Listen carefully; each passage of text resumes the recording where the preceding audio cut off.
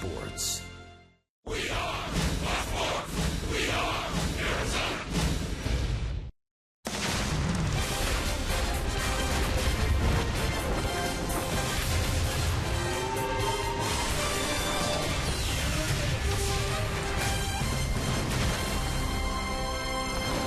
Home in Arizona, it's Diamondbacks baseball from downtown Phoenix. The atmosphere here energized after last night's win, and the Miami Marlins are back in tonight, the second of this three-game series. An interesting pitching matchup here. Jeremy Hellickson and Matt Latos, the D-backs and the Marlins on Fox Sports Arizona. And good evening from Chase Field. Welcome to the broadcast. Steve Berthune, Bob Brenly along the way. Hopefully tonight for Jeremy Hellickson, it's thumbs up, Bob, keeping an eye on that blister. How's your blister, mister? Yeah, hopefully Jeremy will be okay because he has really been pitching well lately with that curveball and the changeup. Go along with that fastball. His command has been much better, but obviously when you're a pitcher, the grip on the ball is everything. And even though that blister is healed, you have to believe that as the game goes on, it's going to get tender on Jeremy. Had to come out of that game at Texas earlier this month after only 4 innings, so Hellickson back out there tonight for the first time since. For the Marlins, I guess you could say the Diamondbacks have been somewhat Latos intolerant. He's got great numbers here at Chase Field. Which is kind of surprising because Matt Latos is a fly ball pitcher. You see his numbers here at Chase, the perfect 3-0 record, ERA just over 1.5. There's a lot of high four-seam fastballs, a lot of curve balls and splitters, but gets most of his outs via the fly ball or strikeout. So those numbers are surprising in this ballpark. So it's Hellickson and Latos, the Diamondbacks, and the Marlins after last night's shortstop display put on by Nick Ahmed. Some Diamondback D making headlines last night. More on that coming up, and then it's first pitch, the D-backs and the Marlins on Fox Sports Arizona.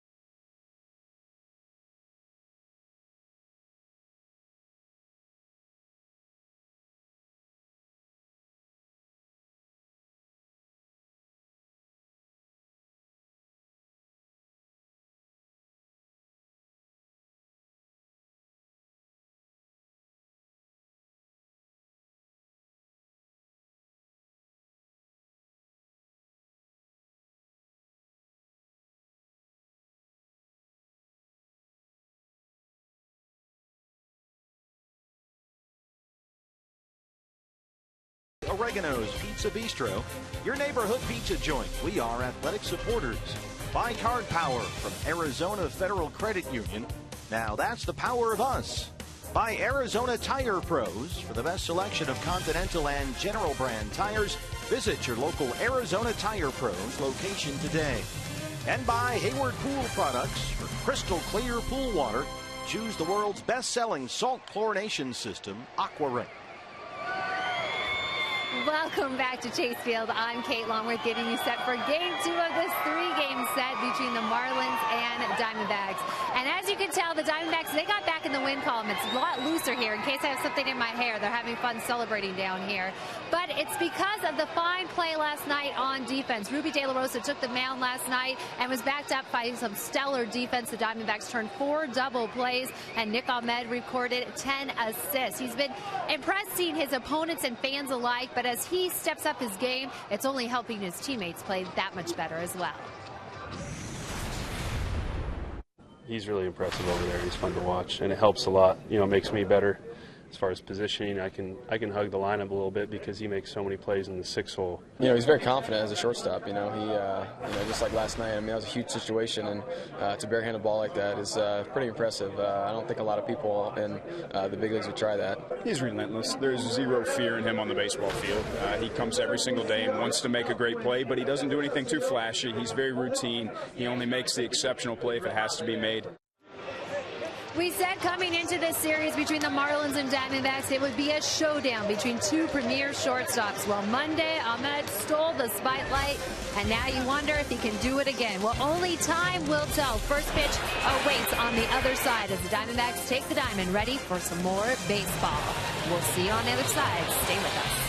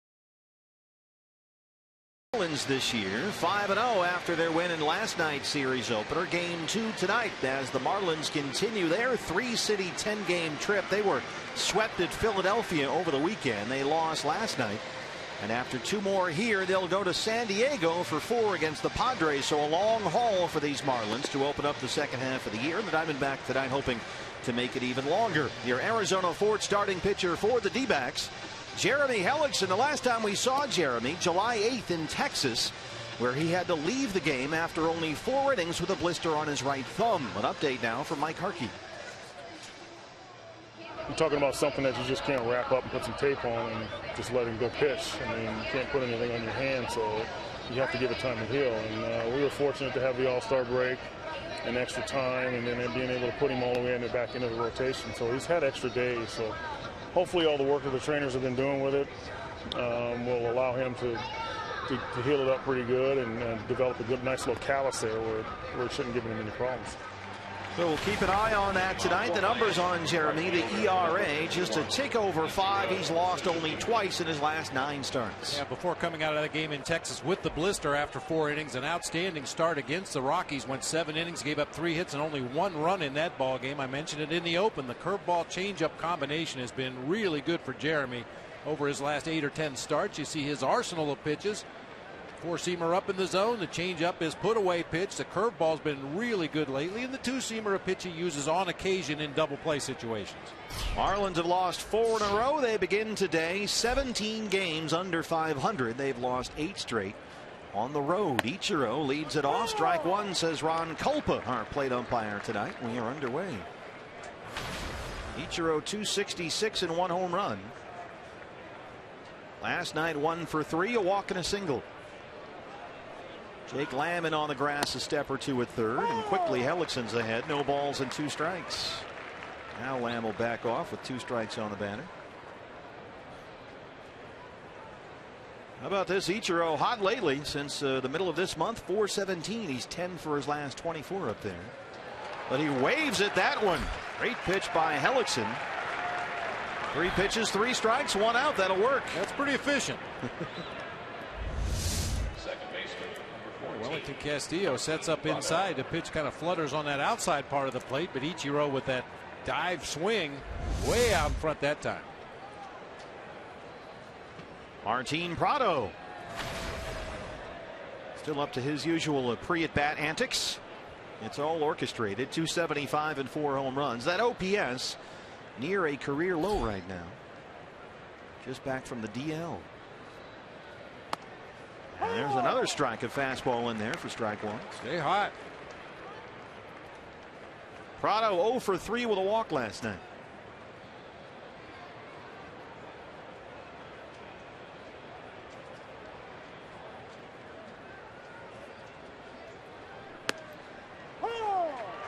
Boy, Jeremy HELLICKSON, fastball command is always a key for him. It sets up the curveball and the changeup, as we saw on that at bat to Ichiro. But when he's spotting that fastball like this and throwing strikes, he is really effective. That's when he can mix it up and have great success. Tries a breaking ball there and just misses. Locked up Prado that time. Generally in a 2-strike count, a hitter's a little more defensive and will hang in there a little bit more, but that was a knee buckler that time. 1 and 2. First ball of the game thrown by Jeremy. Fastball misses away, and Prado's back even. 2 balls and 2 strikes. Jeremy in a start here at Chase Field against the Rockies not too long ago when he was really, really good. Sort of pitched the same way he is right now. A lot of fastballs early in the ball game, and then more curveballs and changeup the next few times through the lineup. But now he's fallen behind on Prado. It's a full count, 3 and 2. Well, this is an aggressive, hacking Marlins team. Martin Prado notwithstanding, we know Martin likes to see a lot of pitches every at bat, but other than Prado, a lot of hackers in this lineup.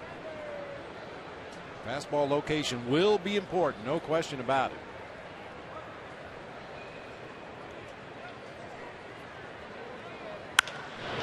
Up the middle, under a diving Nick Ahmed, and Prado's aboard with a 1-out single. His first hit in the series. The lineup for Dan Jennings, Miami Marlins. Seen Ichiro at the top. He'll be out in right field again tonight. Martin Prado on at first base after that single. He'll be at second base. Christian Yelich making his way to the plate out in center field. Big Justin Bour down at first base. Michael Morse out in left field tonight. Derek Dietrich at third base.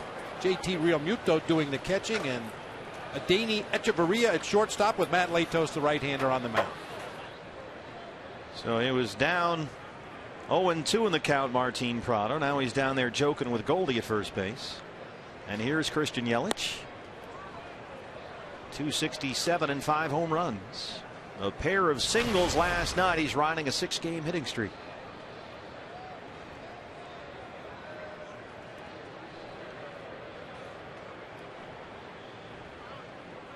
Prado does not have a stolen base this year. He doesn't run a whole lot. That's in there. Fastball inside. 1-1. Jeremy Hellickson has made himself at home here at Chase Field over his last 4 starts here at home. Perfect 4-0 record, ERA under 3, the whip under 1, and averaging 6 2/3 innings per start. Looking for some more length from your starter tonight after Brad Ziegler threw all those pitches last night in the ball game. Brad is not available tonight, we are told by Chip Hale. We'll see about tomorrow. It's going to check and see how he feels tomorrow and play it by ear.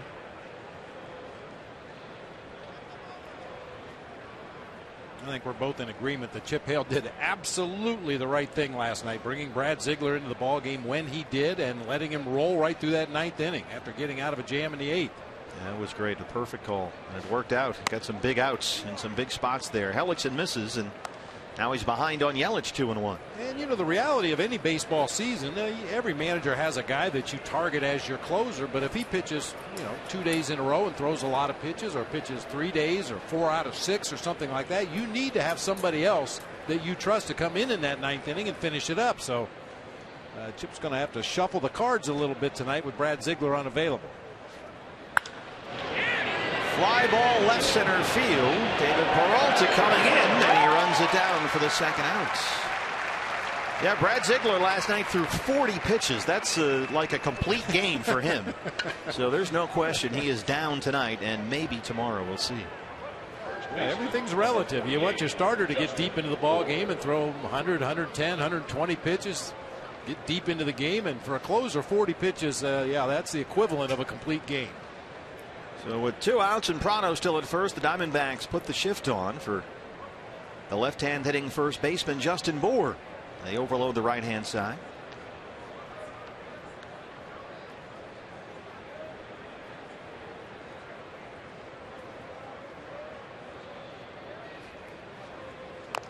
He's going to bunt.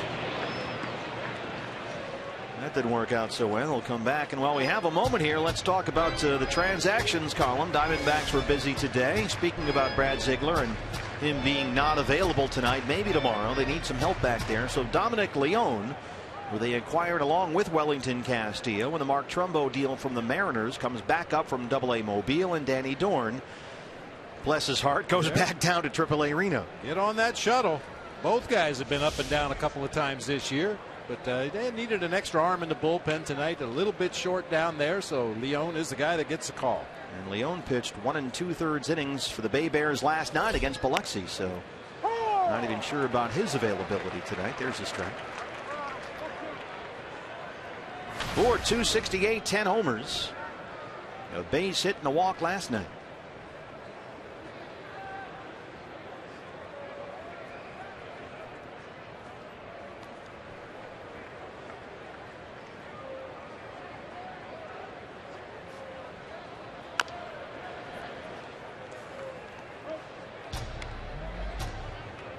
We watch batting practice every day, and every now and then somebody will really jump up and put on a show in batting practice, and then he's a guy you kind of circle his name in the lineup card, and tonight it's Derek Dietrich. This guy put on a show in batting practice today. He homered last night. Drove in the Marlins' only run of the ball game. Another 0-2 to BOUR. PRADO takes off. He fouls it back. I mean, Derek Dietrich was taking BP today and hit a ball over the RamTrucks.com pool area, up there on the landing where those people are walking, and short hopped into double headers out there. And that was just the longest one I saw. He hit a number of balls into those right field bleachers. He was really feeling it in batting practice, and as always, doesn't always carry over into the game, but he's a guy you want to keep an eye on tonight. Playing third base and batting 6th in the order for Dan Jennings. One more time on 0-2. PRADO holds this time, and once again, Justin BOUR makes Jeremy Hellickson work here, coming up on a 20-pitch first.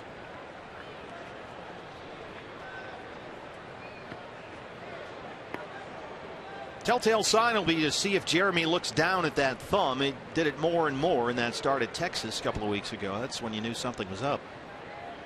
Well, anybody that's ever had a blister on their finger and needs to use your hands in whatever your job happens to be, even after it's healed up, that skin is very sensitive. Can Crenshaw and his staff have been working tirelessly trying to make sure, as you heard Mike Harkey say, you get a little callus there rather than that tender, soft skin. You see the two-seam grip, the knuckle curve grip in the middle there, the four-seamer. The changeup, by far, in my opinion, his put-away pitch, his best pitch, and an occasional cutter there at the bottom right. But look where the thumb is in every shot. Every there. shot, Yeah. same area of the thumb, with the exception of the changeup. So you get a blister right there in that spot. You got a problem. Yep. Try this again on 0-2.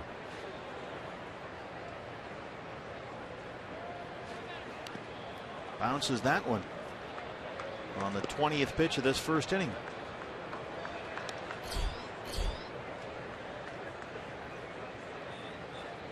BOUR has been something of the stereotypical low average power hitter as of late. He's taken over the first base job, but since the last week of May, he's hit only .230, but he's got 8 homers in his last 39 games. He's a decent RBI guy, so you do have to be careful here. You got Chris Owings way out there in shallow right field. Jake Lamb on the first base side of second. And Nick Ahmed all by himself at shortstop right behind your second base umpire, Brian Knight.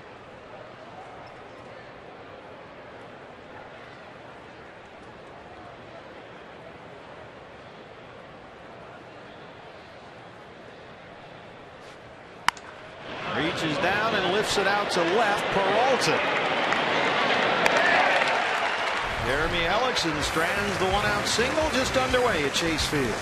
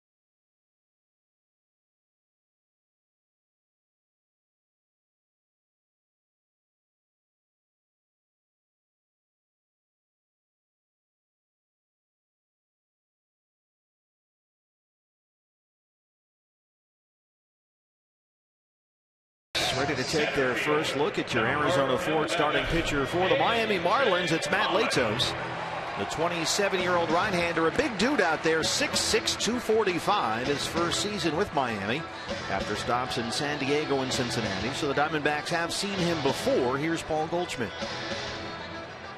Good fastball, one of the best sliders in the league. Knows how to pitch, uses his curve, and I believe the changeup as well, more to lefties, and it's good location. Just really it'll be a good, maybe great challenge tonight for us to try to score some runs off him. Well, Matt Latos really struggled early this year. He was pitching better after coming off the DL following a knee problem, but then had to be scratched from his last start just before the All-Star break after he was hit in the foot by a foul ball while sitting in the dugout. So it's been a while. He has not pitched since July 5th. A.J. Pollock will lead it off. Yeah, July 5th was a gem, however, against the Cubs. 7 innings of 1 hit, 1-run ball. Struck out 7 Cubs in that ball game. A lot of high four-seamers. The two-seamer really doesn't have much sinking action. It's just a little tailing fastball. And you heard Goldie talk about his slider, one of the best in the game, and a split-fingered fastball that he'll use as a changeup and when he needs a grounder. Ender Inciarte the night also. A.J. Pollock in the leadoff spot at an even 300 with 11 home runs. Latos also has that patented Rick Sutcliffe move where he just sort of shows you the ball behind his leg. That shatters the bat. Dietrich in at third has it. And that's an out number 1. Firewood all over the infield. Well, they clean that up. Let's take a look at the lineup for Chip Hale's Diamondbacks tonight. A.J. Pollock at the top in center field. Chris Owings batting second tonight, playing second base. Paul Goldschmidt at first. David Peralta out in left. Yasmani Tomas back in the lineup after a couple of off days. He'll be out in right field. Jake Lamb at third. Wellington Castillo catching. Nick Ahmed and his glove at shortstop tonight. And Jeremy Hellickson, the right-hander, on the mound. Having a hot dog at the ball game on a Tuesday night at Chase Field. I don't need no stinking bun. Chris Owings moved up to the 2-hole tonight. CO 235 and 3 home runs.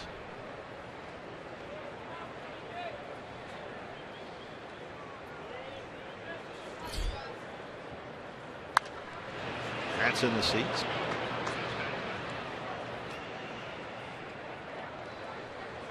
Well, talked about Matt Latos. He kind of gives you a little preview of the baseball behind that back leg. Rick Sutcliffe, of course, did that. Great Cubs pitcher for a long time. Right about there. Just a little flash of white. Former Diamondback Brian Anderson, the left-hander, used to do something very similar. Just kind of give you a little peek of the ball out behind their rear end and then turn and fire to home plate. Something that's evolved over the years for Matt Latos. I mean, we've seen pitchers tapping the ball in their glove. This is extension out behind his backside. And it all serves a purpose to get your arm in the proper position to get over the top and drive it down into the hitting zone. 2-2. Strikes out Owings, 2 down. Now, at times, Matt Lato's slider can look like a curveball. He really gets on top of it, has a lot of downward action on that pitch. That's what makes it so tough. Here's Goldie, the National League's leading hitter, and now tied with the Rockies' Nolan Arenado for the Major League RBI lead.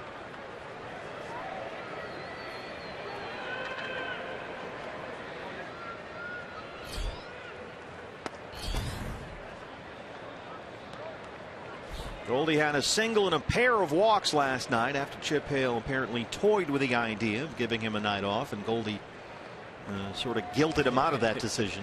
Close the lid on the toy box. Base hit. Goldie in the first inning. If you could bottle it and sell it, you'd be a billionaire.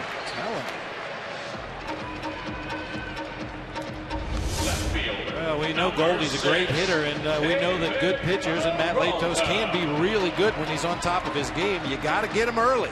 That's been the history with Matt Latos. You either get him in the first couple innings or be patient and wait until he tires later in the ball game.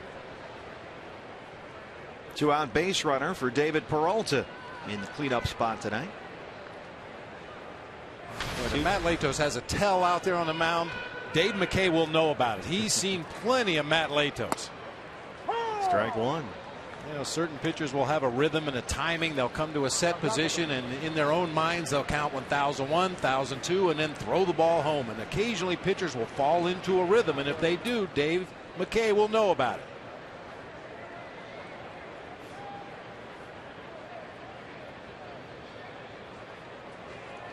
Well, knowing Dave, he's already looked at Latos from 7 different angles on his iPad about 100 times. Not to mention how many games he stood in that first base coach's box as a member of the Cardinals or the Cubs and watch Matt Latos pitch against his teams. The access to the video looks that he has are unbelievable. He walks you through it on the iPad, and it's just amazing.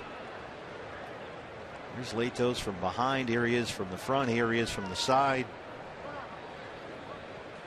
Yeah, because some of the things that are apparent to the hitter at the plate, there's sometimes a pitcher will go into the set position and do something that a hitter can see that maybe you can't see from first base. So Dave McKay looks at it from every possible angle and tries to give that base runner as much help down there at first as he can. There he goes. Goldie takes off on the 0-2, but it's tapped right back to the mound. Reads Rob Manfred's signature and throws it over there. We are through 1. The Marlins and the Diamondbacks, no score.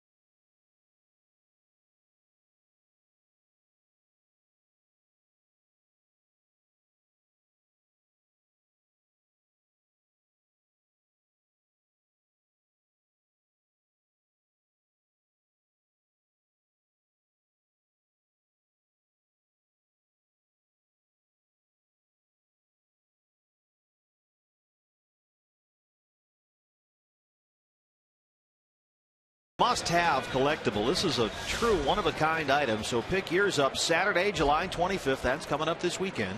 The Diamondbacks and the Brewers, courtesy of Fry's Food Stores. Get your tickets right now at dbacks.com. That's one you don't want to miss, that's for sure. A Hall of Fame Randy Johnson bobblehead in the purple and teal and the whole thing with the Cy Young. Big Michael Morse leads off the Miami second against Jeremy HELLICKSON after a 21-pitch first.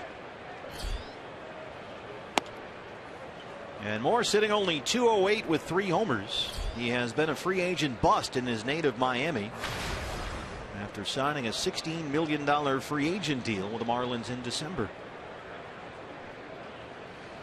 Basically lost the first base job to Justin BOUR, and he plays in the outfield once in a while, like he is tonight. A little flare out to Owings for the first out. Congratulations to the Diamondback 2015 All-Stars, A.J. Pollock, Paul Goldschmidt. Nicely done. Third baseman, number 32, Dietrich. I believe that gentleman had the guy in the end there. Oh, happy birthday. BB, they've been painting their faces. I think that's a real tattoo on his forehead. Right in the middle. Well, it's crooked. Diamondbacks. Nicely done. Yeah.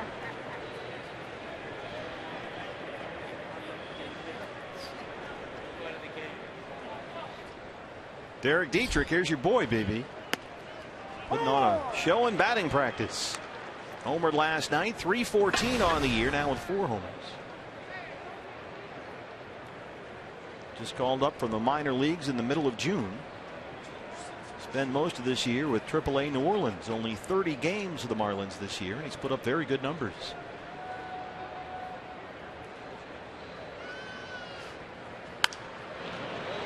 This was Dietrich off the very top of the fence last night out to right field. Yeah, not a tape measure blast, but it still counts as a home run. Ender Inciarte kind of got jammed up against the fence as he got out there. Otherwise, I think he might have had a chance to catch that ball, but as it is, it bounces off the top of the fence and on out of the ballpark.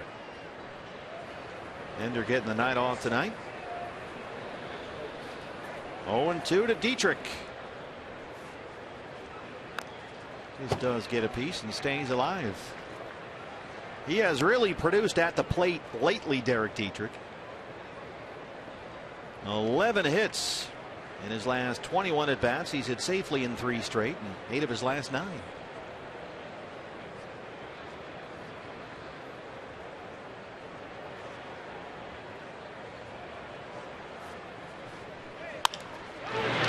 Roller to Goldie. 2 down. Before JT Realmuto takes his at bat, let's take a look at our Valley Honda keys to the ball game tonight. Now you're going to have to stay with us here on this. All right. Big hands, I know you're the one. You didn't go Violent Femmes on me. Violent Femmes, their famous song Blister in the Sun, and as a salute to Jeremy HELLICKSON and his blister problems. And he's got big hands, so it seemed to fit. Big hands, I know you're the one. And roadkill for the Miami Marlins. Over their last 17 road games, they are 2-15, including 7 straight losses on the road. They've averaged only 2.5 runs per game over that stretch, hitting 176 with runners in scoring position. They are scuffling, to say the least. Here's the rookie catcher, JT Realmuto. This is inside. 248 and 5 homers. Realmuto last night a single and a walk.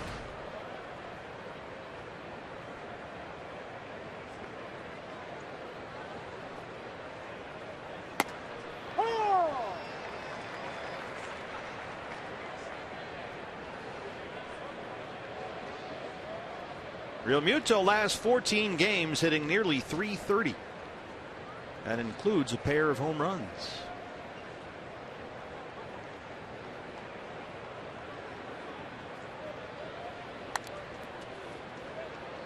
One and two. The partners, is it just me, or does it seem like the Marlins are either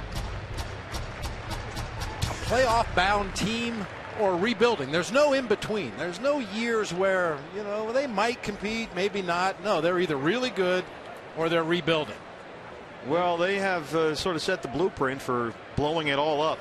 Yard sale, yeah. I mean, they wired the whole thing and demolished it a couple of times, and both times it worked. So It's hard to argue with success, and of course they lost the faith of some of their fan base when they did that a couple of years ago after getting Reyes and Burley and all those guys. But they seem to be back in this year, but it just hadn't worked out. They made some nice moves, picked up some guys, but they've had some key injuries. No Stanton, no Gordon.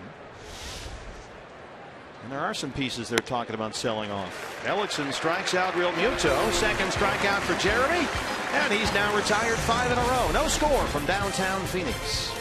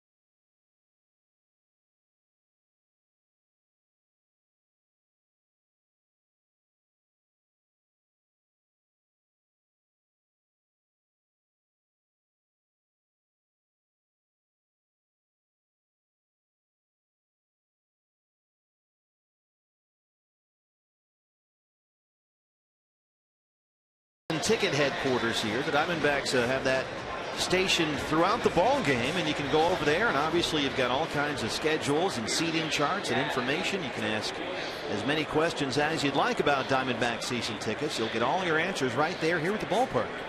Well, it was really great to see before the ball game today. A lot of the season ticket holders were out here early, and all the fine ushers and usherettes that we have here at the ballpark, calling them by name, escorting them right down to their seat. It had a real homey feel about it earlier today.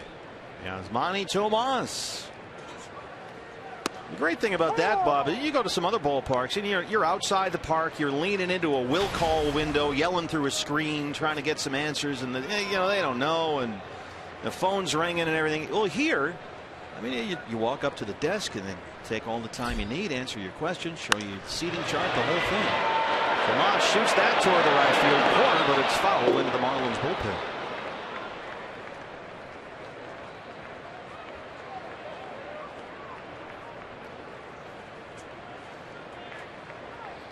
And there they are. I mean, you can walk up, your whole group. Well, we're thinking about, a particular package. There's all kinds of different packages available. Pick a bobblehead day. You can design your own. Pick your games, weekend packages, weekday packages. You can go all in. You can get seats behind the visiting dugout and heckle them. Hey, Brentley. Hey, when the D-backs win, you win at Papa John's. The day after every Diamondbacks win, you get 50% off your regular menu price online order at Papa John's. Enter promo code DBACKS50 at papajohns.com. Well, just to have that set up in the ballpark is something you won't get in a lot of places, so it's great to take advantage of it here. Fastball in there, but it misses for a ball, and it's 1-2. Yeah, if you're looking at seats in a particular section, you can actually walk down and see what the view is from there, see what concessions are up at the top of your aisle, and find what you like to eat and sit close to it. Yeah, they'll walk you all over so you can actually sit in the seats and think about it. Roller up the middle, Echeverria. Well, last night it was Nick Ahmed. Tonight maybe it's a Danny Echeverria's turn. He might be the best defensive shortstop out there, some folks will tell you. Although after last night, it's hard to believe that it's not Nick Ahmed. What a show he put on. He really did. I mean, made all the routine plays and made them look easy, and made a lot of hard plays look very routine. I mean, he's barehanded balls. He's spinning around doing a 360, turning double plays. It was something else. Jake Lamb, 281 and 2 home runs. Jake had a couple of base hits last night right up the middle. Just his third multi-hit game this month, so that's a good sign for him. There's strike one.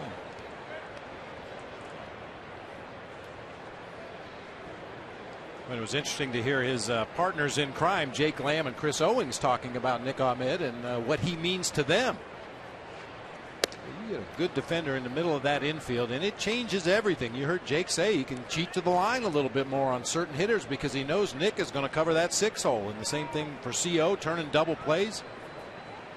And you know, the more that they play together as a group, the wider that range it would seem would get for everybody. There was one play in the ball game last night, a slow hit grounder to Jake Lamb at third base, and I want you to really notice the feed right here. That is an absolutely perfect feed to a second baseman on a double play. There's more than one way to turn it as a second baseman. You can jump off the back of the bag, you can come across the base, you can go into the runner and jump over him, but it all starts with that perfect feed, and Jake Lamb put it right above the bag, right on the numbers. I mean, all these guys are rated, to use a scouting term, as plus defenders. Nick Ahmed is probably plus.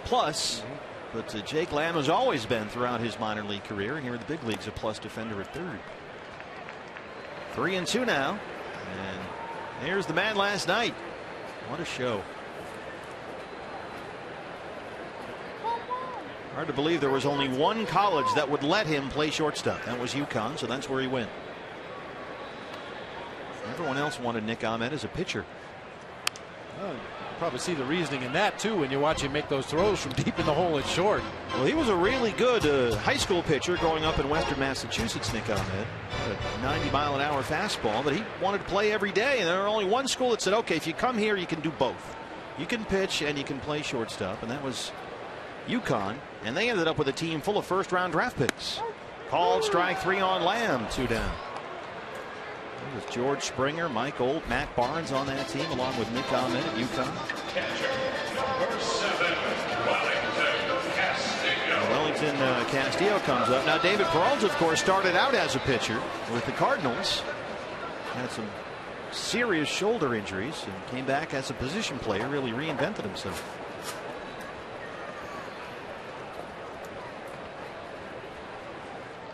Many roads to the big leagues. Sure.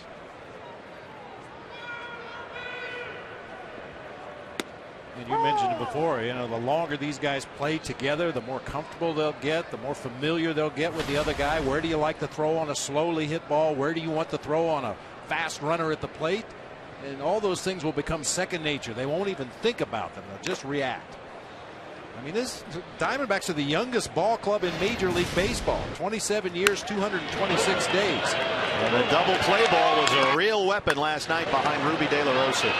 I mean, some of these are as pretty as you'll see. This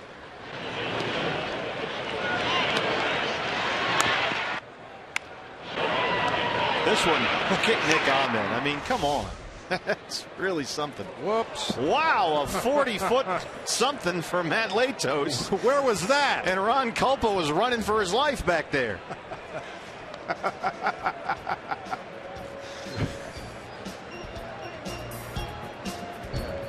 Oh, it's a footing issue, apparently. Ball hit out where the infield grass would be if we didn't have the runway between home and the pitcher's mound. Look out. Ron Culpit's like he's on the punt coverage team in a football game. Well, it's all part of Latos's plan. He strikes out Castillo, his third strikeout. Through 2, no score.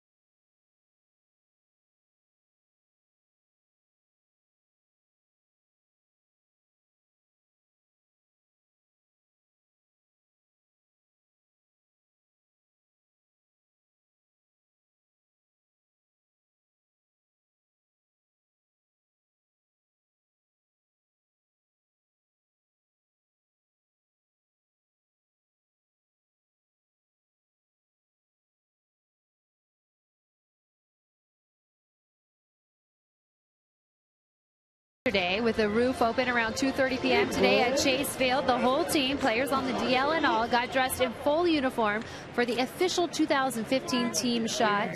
The players told me it reminded them of Pitcher Day back when they were in elementary school. So I played along with them and asked who would win the yearbook's coveted title of best dressed in this clubhouse. Let's just say it was a hung jury. Goldie told me it was him, but Ender said anyone who dresses like a cowboy is not best dressed. Ender said the prize goes to Delgado, he thought, which was kind of ironic because CO said Delgado was the worst dressed. But probably the funniest answer was Owings when he described he thought the fact that Jake Lamb was probably that kid in school whose mom laid out his outfit for him on his bed every night. When I went over and confronted Jake about that, he said, wow, Chris Owens throwing me under the bus. But he didn't deny it, guys. That's a yes. Sometimes Goldie will walk on the bus, you know, from the hotel to the ballpark, and he'll have like a black Johnny Cash shirt on and a big black 10-gallon cowboy hat. You just sort of, you know, tip your hat to him and go, Sheriff, howdy. Echeverria retired, 6 in a row now, set down by HELLICKSON. That is a constant source of ragging down there in the clubhouse and on the buses and plane trips that we take over the course of the summer. Just a quick story. When I was playing with the Giants, we brought our luggage to the ballpark one day. We were leaving right after the ball game, and one of my teammates, I won't mention his name, sat his suitcase down in the clubhouse, and the lock, boom, it sprung, and the suitcase flipped open. Oh no, what was in there? And he had outfits laid out, and his wife had written little sticky notes on each one. Gray pants, blue shirt, blue socks, black shoes. Each outfit was laid out like that, labeled. Oh boy, did he get it. I mean to tell you. Here's Matt Latos and all his tattoos.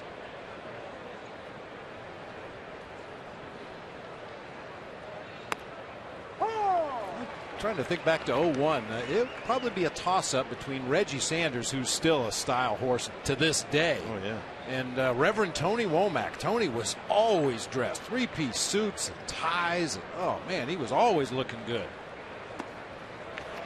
Third strikeout for HELLICKSON, 2 down. Well, a lot of it too depends on the manager, because the manager, I'm telling you, but for the fans, sets the dress code. And Chip is a fairly casual guy, so sometimes this year we get to wear jeans on the plane. No sneakers, but sometimes slack, sometimes jeans. And, you know, we just pack our golf shirts and we're good to go. But, you know, Tommy Hutton, Rich Walls, Marlins TV, they're bringing 3-piece suits and everything. Little flare out to left. Peralta runs it down. That's 8 straight set down by Jeremy HELLICKSON. We'll go to the bottom of the third. Still no score. David Peralta out in left.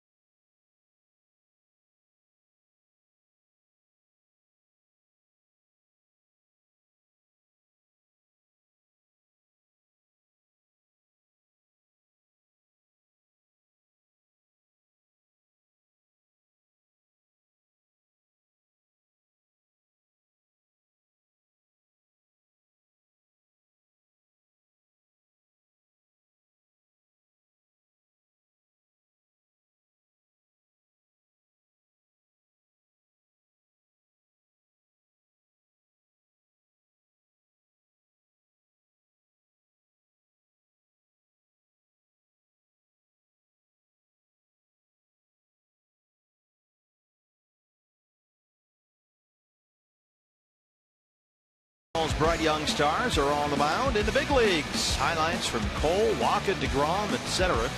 The Yankees and Orioles starting a huge series in the Bronx. Roger Goodell speaks about Tommy Brady's suspension, which is frankly is an outrage. All that and more on Fox Sports Live. Fox Sports won the whole thing. Suspended Tommy. Nick Ahmed leads off the Diamondback third against Matt Latos. Where does that stand? I haven't actually been following. Nobody knows so because you know why? Because it's stupid. That's why. No, they're stalling. Brady through the union has threatened to, sue them for everything they got, and so they're trying to think about what to do. Apparently, they'll have all the details on Fox Sports Live tonight. That's who ball game. What about Tommy? Well, that's just Nick Ahmed. 235 and 6 homers. A triple and a base on balls last night. He scored a run.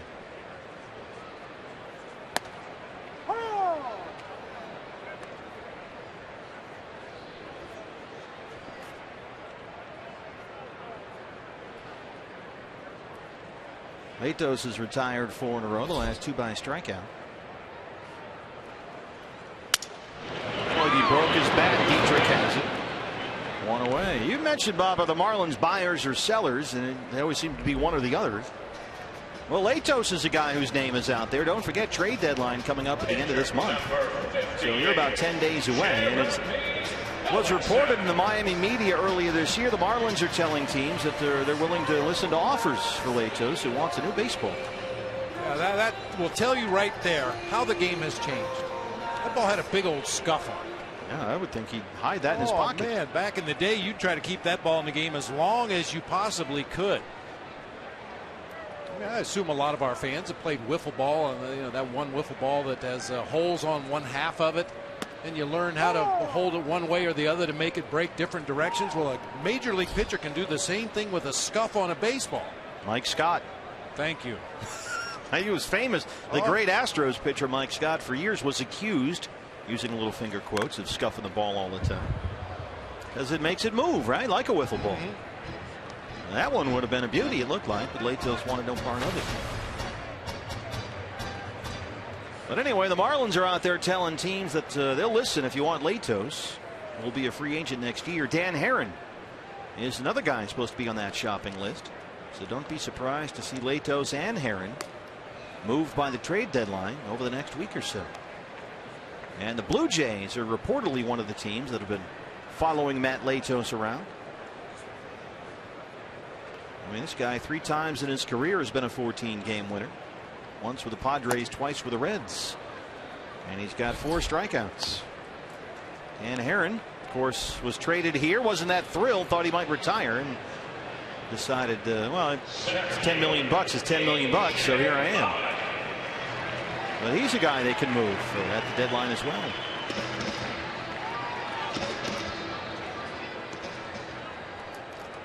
I mean, Latos, as you said, Bob, he's had his moments over the course of his career where he can just be filthy. It's a little hit and miss this year, but the stuff is there. He's already had 4 seasons with at least 30 starts. He's been over 200 innings in a season twice, very close to that 2 other times. And he can put up some big strikeout numbers. Base hit for Pollock. And it snaps a stretch of 6 in a row, retired by Latos. Both hits for the Diamondbacks tonight. 2-out singles. Goldie and now AJ. AJ gets on that 4-seam fastball, rips it through that left side of the infield. Dietrich couldn't even move down there at third base. It's shot by him so quickly. And if you get it by a Adeiny Echeverria, you have earned a base hit. You better believe it. Chris Owings now. CEO struck out his first time. Let's take the last few games for Chris Owings and bottle them up. He has looked so much better at the plate lately. 2 more base hits last night. And tonight in the 2-hole for Chip Hill.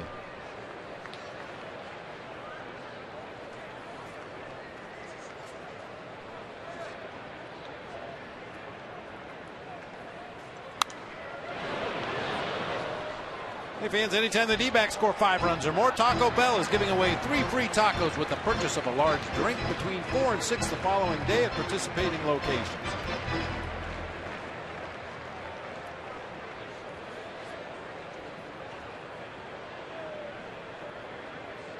AJ 19 stolen bases on the year. He's been caught 6 times.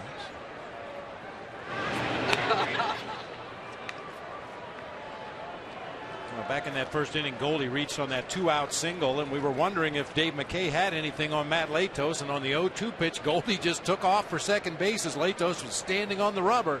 Unfortunately, David Peralta put the ball in play right back to the mound for the 3rd out of the inning. Goldie stole a base just like that last night against David Phelps. 1-2 now on Chris Owings.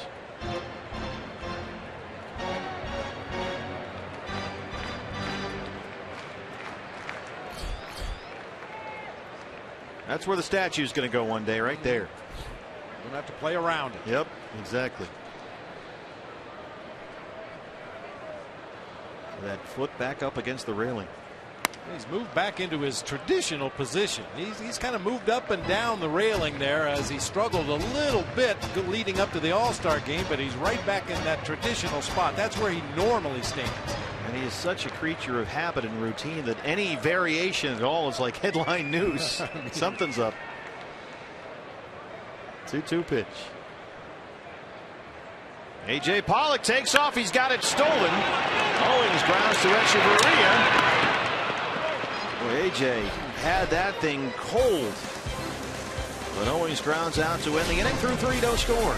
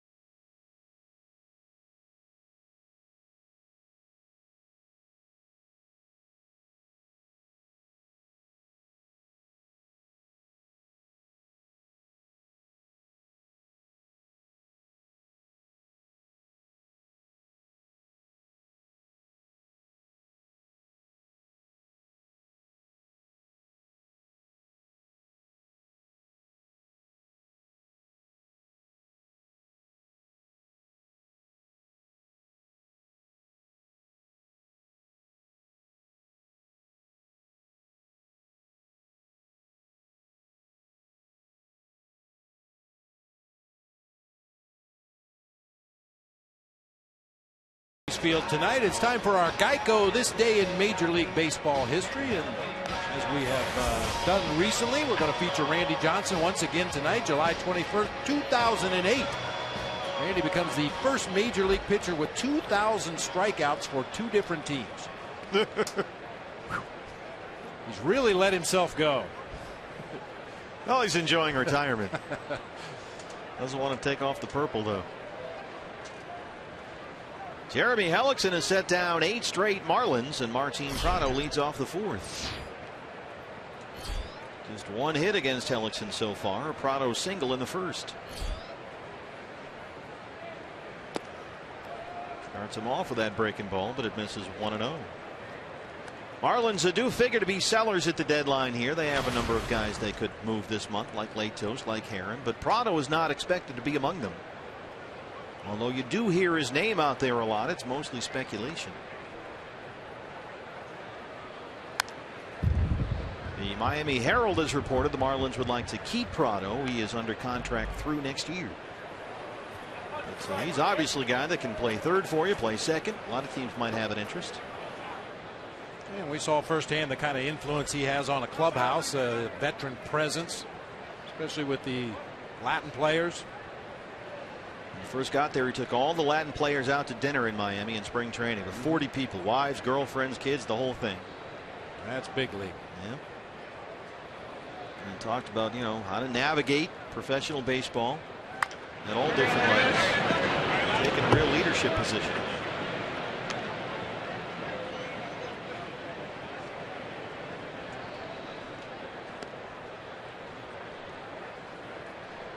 He's got a huge boombox.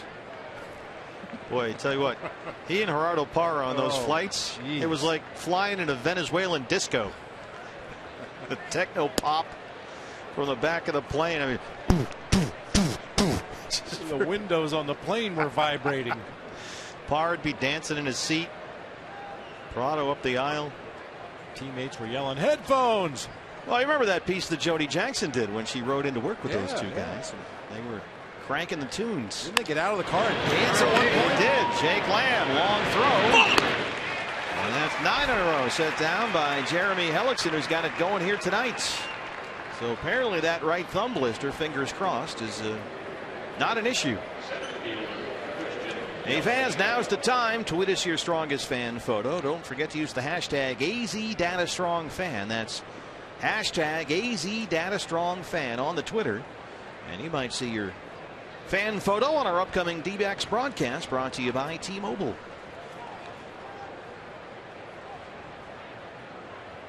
Christian Yelich. Lines it out to Tomas. 2 down.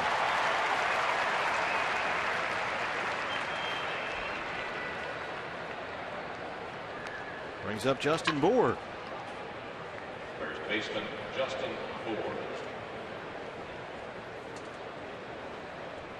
This is a guy, as Bob mentioned last night, the Cubs chose not to put on their 40-man roster, so the Marlins got him in the Rule 5 draft, and it's really worked out. I mean, the Marlins people who had been in the minor leagues had seen BOUR, and they were on him. They said, this is a no-brainer, take this guy, and it's been a nice addition for Miami. They asked Dan Jennings about it. You know, where'd you find BOUR, and what were you thinking? He goes, look, you can't always shop at Nordstrom's. Sometimes you got to go and find some bargains, and Justin BOUR is one of those guys. He's like in the bargain bin. And BOUR was absolutely buried at that Cubs organization with Anthony Rizzo in the big leagues. He wasn't going to go anywhere with the Cubs. Played college baseball at George Mason, and he was told he was going to be a 5th round pick, maybe at the very latest 10th or 12th round. He went in the 25th round, and he says to this day, didn't know what happened. He put up some big numbers at George Mason, and he languished in the Cubs system, but now here he is, and it's worked out for both sides. 1-2.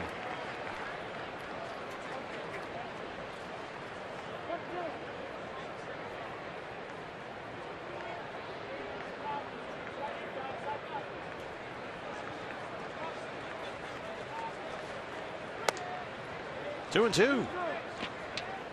I mean, BOUR, when he was in the Cubs minor league system, had 3 straight seasons with at least 30 doubles and 85 RBIs. So it's not like he didn't produce for them. Occasionally the numbers can get skewed a little bit in some of those minor league parks. Justin BOUR played a couple of seasons at Tennessee, right outside of Knoxville, and foul down the third baseline. Long run for David. Can't quite get there. And there was a wind tunnel out to right field every night at that ballpark. Justin BOUR took full advantage of it. Fly ball, pull hitter. Cast some high fly balls up into that wind blowing out to right field. And of course, he hit his share of tape measure homers as well.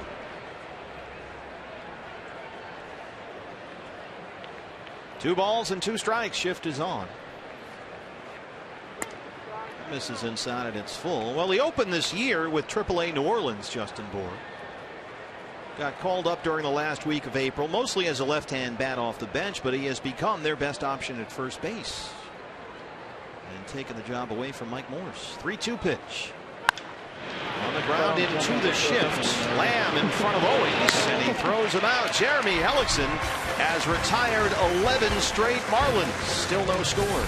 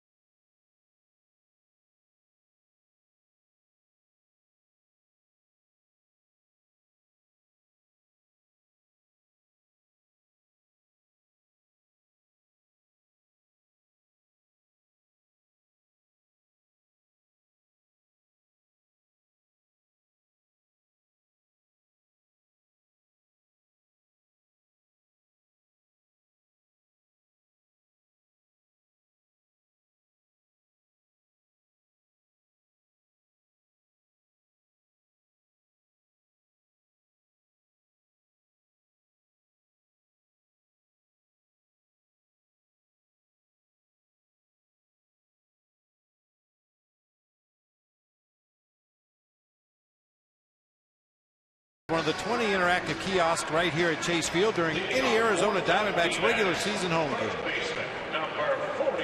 Well, not much offense so far. We talked about the pitchers at the top of our broadcast. Jeremy Hellickson has set down 11 straight Miami batters. He's given up only 1 hit. And so far, the Diamondbacks only 2 hits against Matt Latos, both 2-out singles. Goldie in the first, Pollock in the third. So here's Goldie to lead off the fourth. Trying to get something going against this guy. And it had been a very slow month for Paul at the plate. That July batting average, however, is creeping up just a bit. .275 this month with 1 home run. Ball 1. And Goldie, you sort of get that feeling, as we often do, when it's been a while. He's due for another long ball any moment here. Only 1 homer in his last 20 games. It's easy to look at the numbers and tell whether Paul Goldschmidt is red hot or just hot. But for me, I watch Goldie, and when he's checking his swing, when he starts and stops, that tells me he's not where he needs to be, because you rarely see that from Paul Goldschmidt when he's going good. So like a bit of indecisiveness. Yeah, he has such good strike zone discipline that he rarely swings at bad pitches, and when pitches are in the zone, he attacks them. But when he's caught in between a little bit, you'll see him check his swing, just not quite sure of himself. But it usually doesn't last more than a few games, and he's right back in the zone again. He's ahead, 3 balls and a strike. Gonna get this whole thing on video.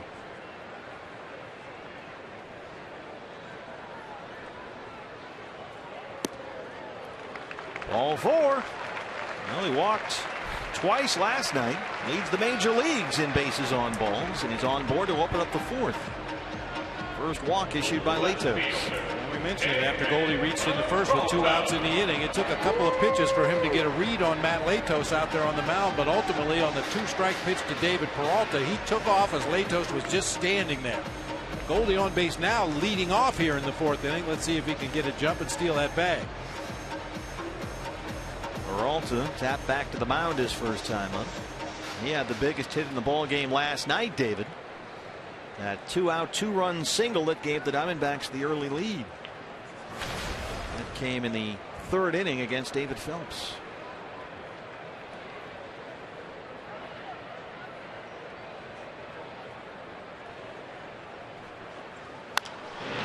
That's a foul ball. Here's Chip Hale now talking about the bat that David Peralta provided while the D-backs were without Ender Inciarte. Well, the only thing that's changed in my mind is he continues to get better, and people forget he has not been a position player for that long. So he's doing this all really at the highest level. He's learning. I think the one thing he's shown us in the last 2 or 3 weeks is his two-strike approach, and even using that early in the count against some really good pitchers, where he's shortened up and just put the ball into play in the left field or back up the middle instead of swinging so hard till he gets the 2 strikes. Well, he's going to need that two-strike approach right here. I mean, the balls that he's been driving into that gap in left center field recently, nice smooth swings on pitches on the outer third of the plate. Doesn't try to pull them, doesn't try to hit them out of the ballpark, just put a nice easy smooth swing on it, and he's produced some great results the opposite way. Last 22 games, David hitting just under .330 with 14 extra base hits and 15 RBIs. Goldie bluffs and holds. Peralta strikes out. 5th strikeout for Latos.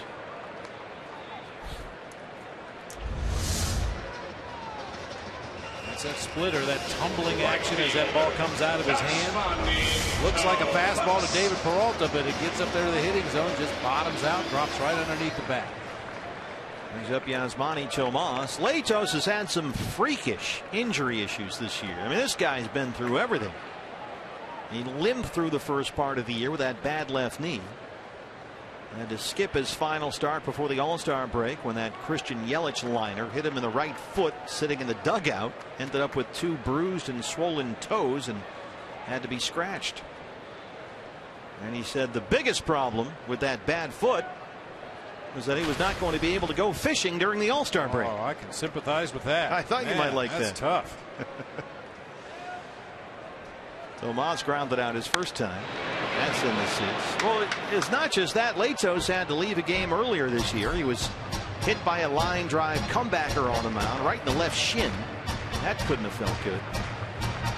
He also strained a hamstring, forcing him to leave another game. A couple of weeks ago he said, I'm just going to sacrifice a live chicken or something because I got to change my luck here. He's been through everything. All these freak injuries. Tampa over the glove of Latos. Echeverria can't make the play. Tomas beats it out. Just got a lace on that, and it was enough to kind of knock it down and allow Tomas to reach safely. Once again, Yasmani Tomas shows that he's a much better runner than people give him credit for. I mean, that's one of the best shortstops in the game, charging hard. Gets the ball in and out of the glove quickly, and Yasmani legs it out for an infield hit. Terrific play by Echeverria. Look at that throw, right on the money. Well, chance for Jake Lamb now. 2 on, 1 out. Goldie at second, Tomas at first. Jake struck out looking his first time.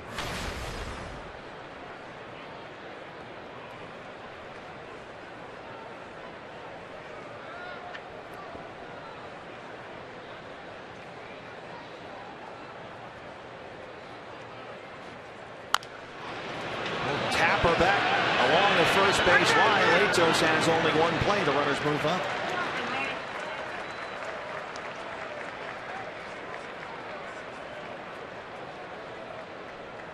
One unassisted for the second out. Here's Wellington Castillo. Catcher, Wellington Castillo. Castillo, a strikeout victim his first time. A lot of off-speed pitches, breaking balls, sliders, curves, splitters. Didn't really see a fastball in a good location where he could put a swing on it. Well, he 0 for 4 last night with a pair of strikeouts. But he has hit safely in 9 of his last 11 games. 2 runners in scoring position. Could use a big 2-out hit right here. Got one last night. It was the difference in the ball game. Ball 1. I've talked about this in the past. This is something that would have never happened back in my day when Doug Harvey and some of the other great old-time umpires, they wouldn't let Matt Latos wear that necklace out there on the mound. I mean, that's distracting. I know my wife's looking at that right now. She can't take her eyes off of it. It's very sparkly, like a holiday. Yeah, I mean, you were not allowed to wear exposed jewelry on the mound. That's a fair ball. Long throw for Dietrich. It pulls him off the bag, but BOUR does a terrific job there and applies the tag on Castillo. Justin BOUR. Some nice glove work there to get a big out for Miami. He keeps it scoreless through 4.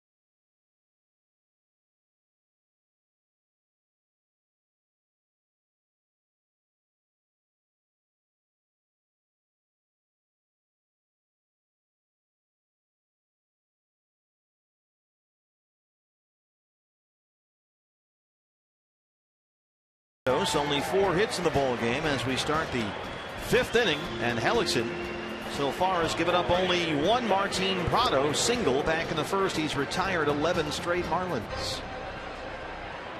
A little bit of everything. He's had the curveball and changeup going. He's got 3 strikeouts. He's had some ground balls. He's had some fly ball outs. Been in and around the strike zone consistently. I mean, prior to him leaving that start in Texas with the right thumb blister, which looks to be a non-issue here so far, fingers crossed, he looked as good as we've seen him here with the Diamondbacks. That was July 2nd against the Rockies. 7 complete innings versus Colorado. Gave up only a run on 3 hits, and he's returning to form here tonight as Big Mike Morse misses that one. I mean, in that game against the Rockies July 2, he did not walk a batter and struck out 6. And he's been equally good so far here tonight.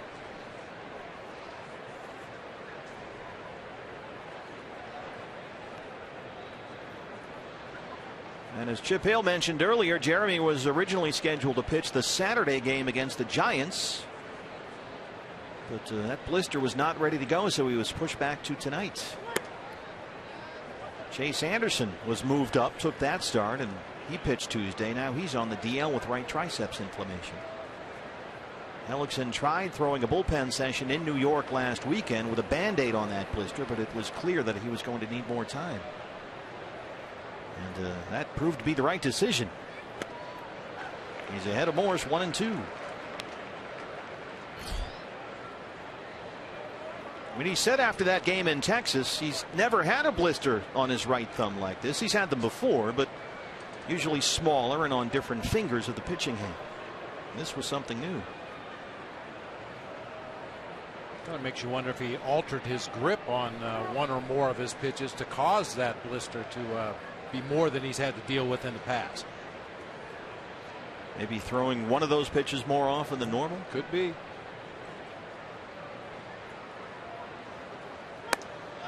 Fastball right by Mike Morse. 4 strikeouts for HELLICKSON. And what's helped is mixing that up. That's the fastball right there. But Bob, the curveball and the changeup have been good tonight too. Really, everything has been good tonight. As good as we've seen Jeremy in a long time. Just hitting his spots, just nibbling away at the corners of the plate, changing speeds as you mentioned. And really, other than the line drive to right field by Christian Yelich, there hasn't been a hard hit ball in this game against him. We've seen some broken bats, some floating fly balls to second base, a couple of bloopers to left field. They just haven't squared him up at all.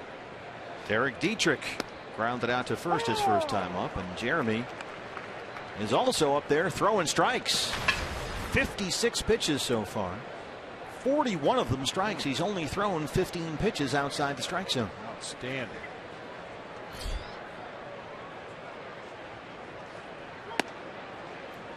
One or one. And right there, even though he missed the zone, he missed in his favor. The ball was down with some movement. If Dietrich swings at that pitch, pretty good chance it's going to be a ground ball to the right side of the infield. That's exactly what he's looking for.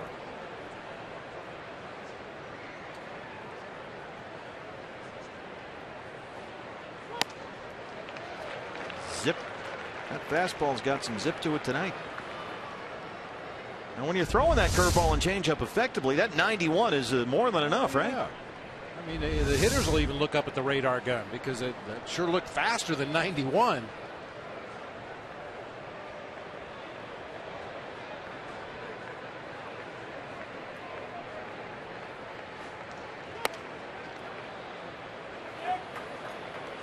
That Latos was limping around a little bit at the end of that inning. He went down into the clubhouse. The trainers were having a look at him. He just now came back out to the dugout.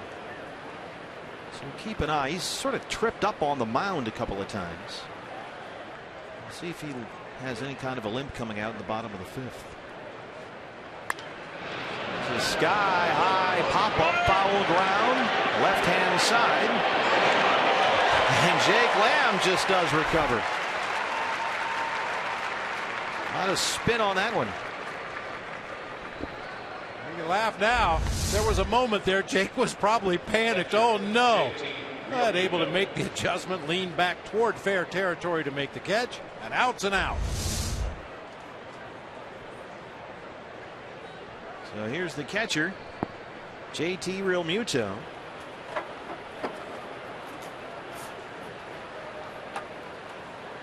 Struck out his first time up.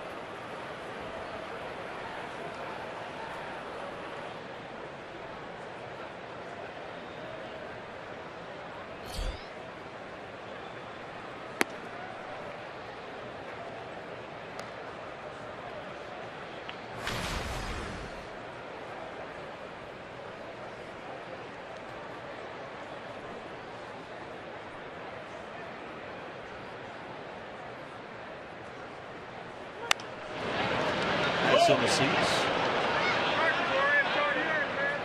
With Latos, as we mentioned, he had to be scratched from his start just before the All-Star break after he was hit by a liner on the foot while sitting in the dugout. So maybe they're just checking that out.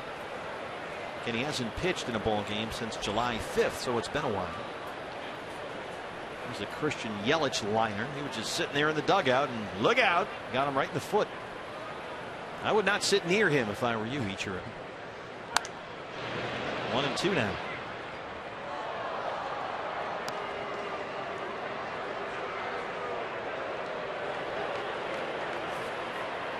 A lot of times when you sit in the back of the dugout like Latos is right now, as you can clearly see a lot of his teammates up on the railing of the dugout, and if the ball comes whistling over there, you don't always see it until it hits you. Scatter. Base hit, a fair ball down the left field line by Jake Lamb. Around in the corner, and Realmuto is in there with his 14th double. Just the second hit for the Marlins. That ends a stretch of 13 straight retired by HELLICKSON. Not a lot of loud contact. This ball struck pretty well down that third baseline. Just a tailing fastball in the inner third of the plate. Realmuto just does get it by Jake Lamb down into the left field corner. He's in scoring position with 2 down for Danny Echeverria. He popped up his first time.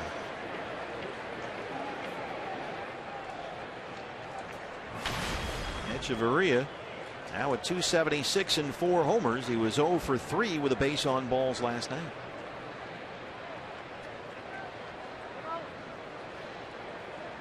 Wellington Castillo out to have a word now.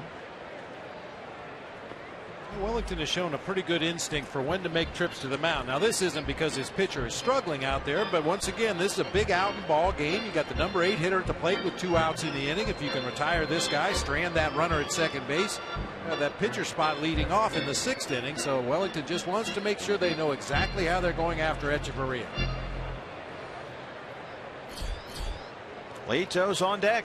First base open. Leto struck out his first time.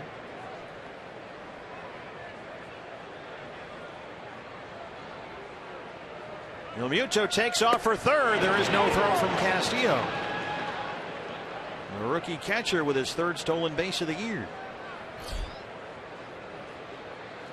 I think he pulled a Goldie on him. Yeah, I mean, neither middle infielder for the Diamondbacks is in the zip code of second base right there. And Realmuto just took a peek over his shoulder. He saw where Nick Ahmed was. He saw where Chris Owings was and just took off to third. And that's going to produce a run. Echeverria, 2-out hits.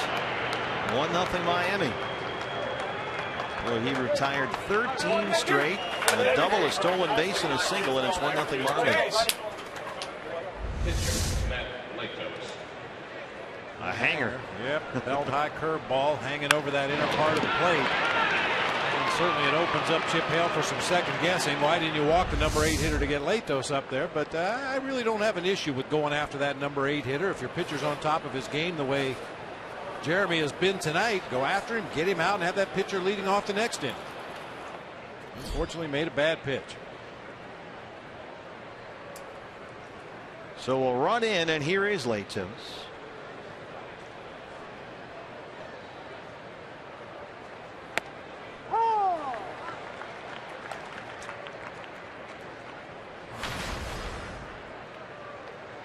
Marlins trying to get a win away from Marlins Park. They've lost 8 straight road games. Began today 13 games behind the Nationals for the NL East lead.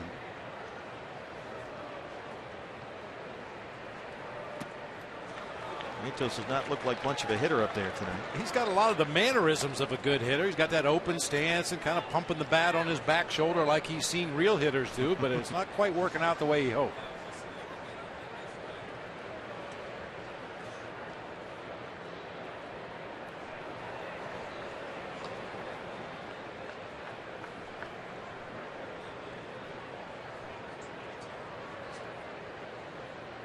Oh-2 pitch.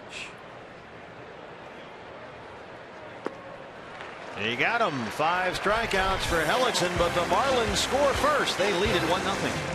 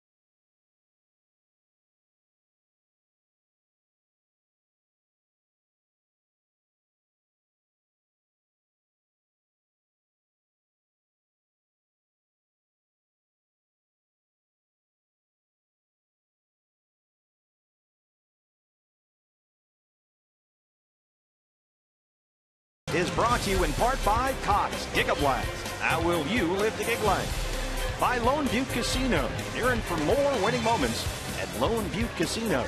And by Jack in the Box. Get the new steak and egg breakfast burrito at Jack in the Box. It's not your basic breakfast burrito. I mean, how about this setup? Studio 122, brand new at the ballpark this year. The 2 suites, they got the doors open in between to make one big one right behind home plate, right under our TV broadcast booth. There's a good look. You can close that middle part off and have 2 separate suites, or one big one, and that place is hopping tonight, BB. We should be down there. Build a trap door here in the press box and drop right down there. Big comfortable chairs. You got a sort of a bar area to sit and watch the game on, front row. That is tremendous. Look at that view right there. Studio 122 here at Chase Field. Call the Diamondbacks and find out. Book it for a ball game and come on down. Nick Ahmed popped up his first time. He's 0 for 1. Matt Latos now with a 1-0 lead, and we'll check that foot. That may be an issue with Latos. He did visit with the trainer between innings last time and has been a little gimpy out there, but he's pitched well.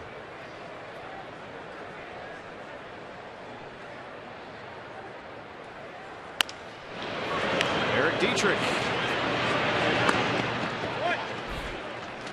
Latos was acquired by the Marlins from the Reds in December for pitcher Anthony DeSclafani, pardon me. He's looked good for Cincinnati this year. DeSclafani. Latos is a native Floridian. And it didn't go really well to start his Marlins career. 1-4. The ERA was over 6, and a lot of that was attributed to a nagging left knee problem that finally put him on the DL in May. He's been a lot better since he came off the disabled list in the middle of last month. HELLICKSON, a hopper to short. Echeverria charges and throws him out. Lato's last 5 starts since he came off the DL, 2-2 with a 3.31 ERA. He's got 2 outs on 3 pitches so far here in the 5th.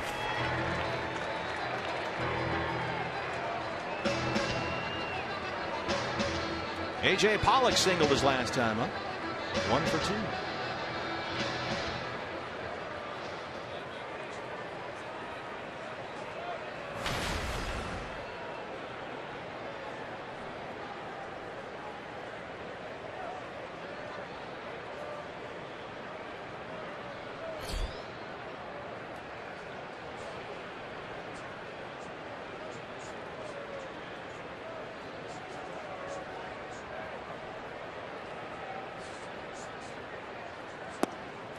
Ball 1.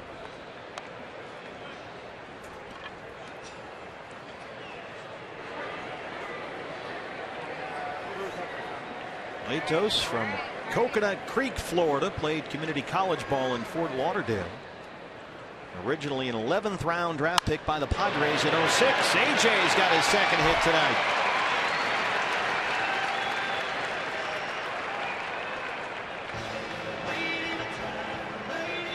Another 2-out single for the Diamondbacks. That's their 3rd in the ballgame. AJ was 2 for 5 lifetime coming into this game against Matt Latos. Apparently seeing the ball really well against the big right-hander.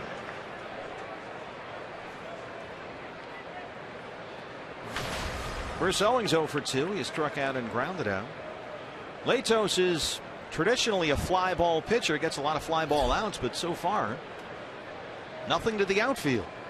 He's got 5 strikeouts, got a lot of ground ball outs. That's unusual for him. He bounces that one. Real Muto can't find it, and AJ is thinking about 3rd. He'll settle for 2nd.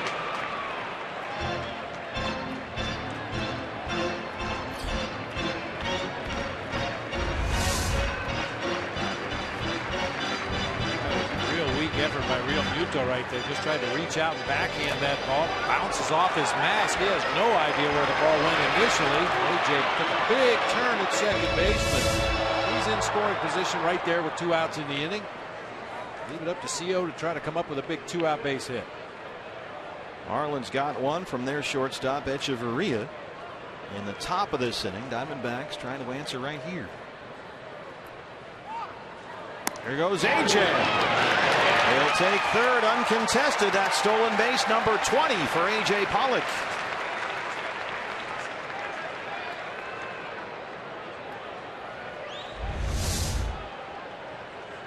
A.J. Pollock, much like Real Muto in the top half of the inning, realized that the infielders were split so far, he can just keep walking off the bag and easily steals that base. No one near the second base back to keep him close. 1-1 on Owings.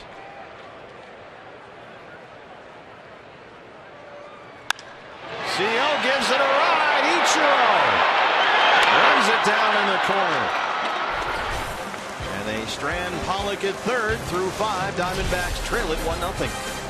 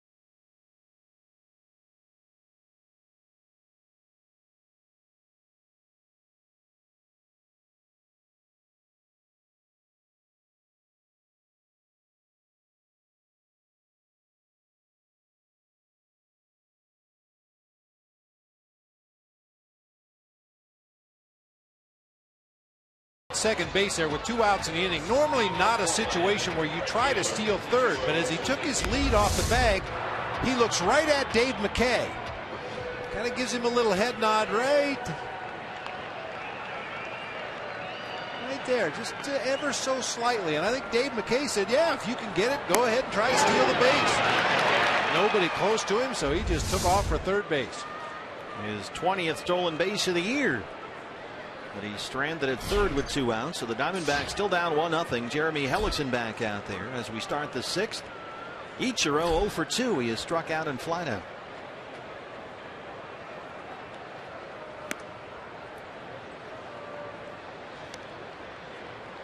Ichiro's now hit safely in 7 straight games, batting .435 during his hit streak, which ironically follows the worst slump of his 15-year career.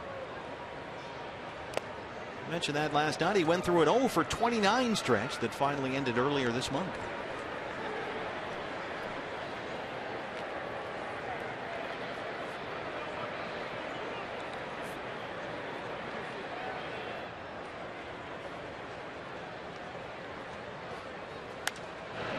Two and one. Kind of surprised to see A.J. Pollock shading a few steps over into the gap in right center. David Peralta cheating a little bit toward the line in left. Ichiro, about half of his hits this year have come to the opposite field. You would think maybe the Diamondbacks would play in that direction, but I think that had something to do with Jeremy Hellickson and his ability to throw off speed pitches. Well, the former Gold Glover has that one for the first out of the 6th. Hey, D-backs fans, we are excited to introduce new from Pepsi. Pepsi Limon, made with 2% real lime juice, a little bit of lime and a whole lot of flavor. Pepsi Limon. Pick up yours today, now available at your local retailer. Conference time as Martin Prado steps up. Just to explain that a little better, Ichiro, I mentioned over half his hits coming to the opposite field, but Jeremy Hellickson likes to throw the curve, he likes to throw the changeup, and if you overshift to the opposite field with a pitcher on the mound that likes to throw off speed pitches, you run the risk that Ichiro will pull one down into the right field corner or into that gap in right center.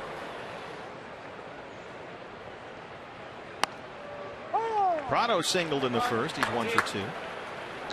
Checking those bats. Those are very special. You'll notice it's not black. He's got his own case right there. He used to always use black. That was like a trademark, but he's got new wood. And he's very meticulous, Ichiro. He keeps 8 Mizuno bats in that silver case. 4 on the bottom, 4 on the top. And each bat is prepped with a ring of pine tar right in the middle, just a few inches wide. His name's on the barrel. He always used black, but now he's got that light colored wood, which is actually the same one he used when he played in Japan. And he won 3 MVPs there, so why not? And that bat is right there next to him. It stays away from the bat rack. It's got its own special thing going there. But when you're 103 away from 3,000, you can do that. That's not a bat. That is a hitting instrument. Sure is. That Mizuno label. He actually uses a, we talked about this in Miami, his own custom designed dehumidifier. It just sucks all the unwanted moisture right out of the wood in those bats. He used to leave them out in the sun to dry, but now he's got a dehumidifier. So there's a humidor in one place and a dehumidifier in the other. Keep up.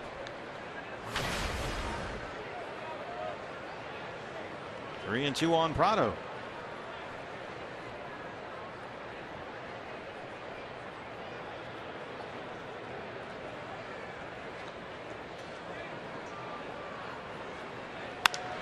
To third. Oh, a nice scoop by Lamb. Look at that glove hand from Jake Lamb. That was coming right at him pretty hard.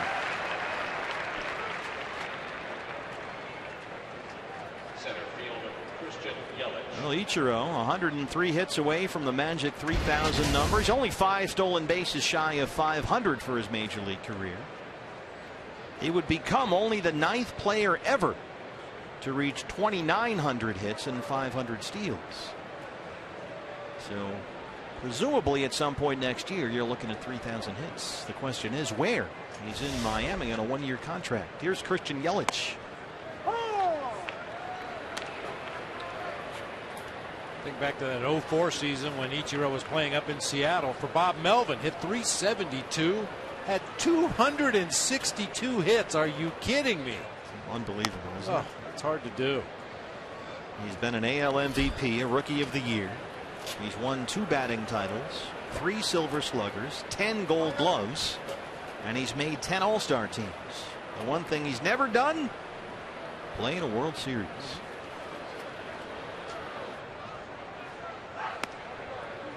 Unless he moves at the deadline this year, I don't think it's going to happen. At least not this season. Boy, he's such a finely tuned athlete, though. Yeah, you get the feeling he can just keep on playing as long as he wants to. Yeah. 41, he'll be 42 in October. 2-2 on Yelich.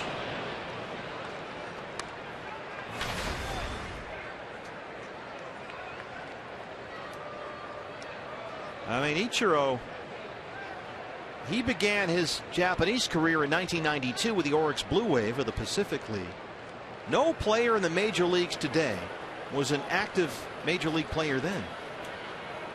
And a few hadn't even been born. Yelich slaps that the other way for a 2-run single.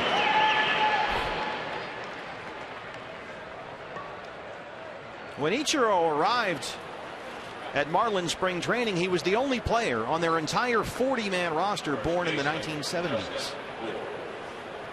That'll make you feel old. Well, he didn't start his American major league career until the age of 27, and I think it's pretty safe to say he's a lock for the Hall of Fame whenever he does decide to retire. 262 hits in that 04 season with Seattle. Unbelievable. I remember at one point I talked to Mel on the phone and said, man, Ichiro just killing it up there. He had 3 hits every night. Bob Melvin said, yeah, but he doesn't walk very much. Hopefully you hung up on him. I said, shut up, Mel. Come on. Very careful and meticulous with those bats. It's unbelievable. Justin BOUR 0 for 2. Good change. I mean, he played 9 seasons with the Oryx Blue Wave in Japan, and he was a career .353 hitter there. Well, that is just a perfect location for that changeup. Started at the bottom of the strike zone, to Justin Bour. It looks like a fastball down there around the knees, and by the time he swings at it, it's nearly in the dirt. 85 pitches, 60 strikes for Jeremy Hellickson.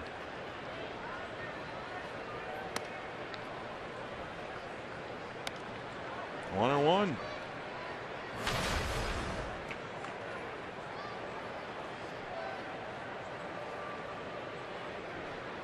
And then in contrast to Ichiro, you've got Justin Bour, who was a defensive tackle in high school.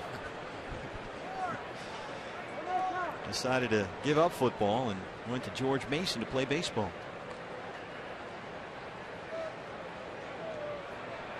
I can see him fighting through a double team to get to the quarterback. Bruce Arians might want to take a look at him. Just a run stopper.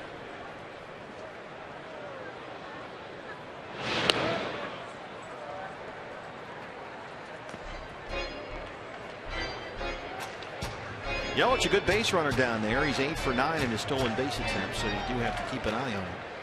Occasionally you'll hold a base runner over there at first to give that left-handed pull hitter the hole on the right side of the infield, but with this exaggerated pull shift, I would say Yelich probably has the green light to steal a bag if he can get a jump.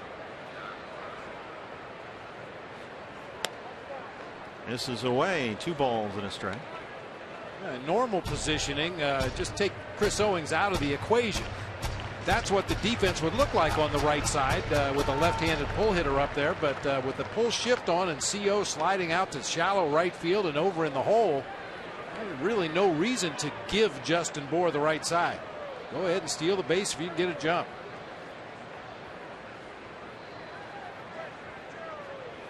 Holds on the 2-1 pitch. Bour fouls it back here.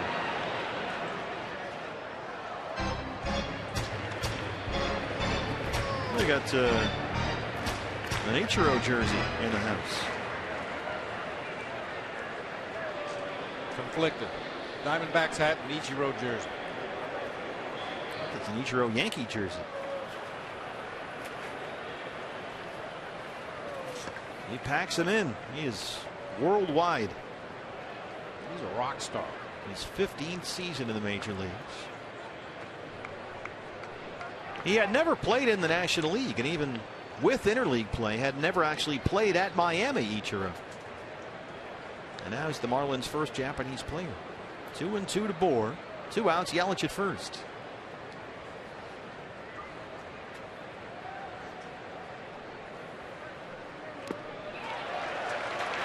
There's the strikeouts. That's 6 for Hellickson. He strands the 2-out single. Bottom 6 coming up. Diamondbacks still down 1-0. Here's what's next, brought to you by CenturyLink. Goldie, Peralta, and Tomas in the 6th.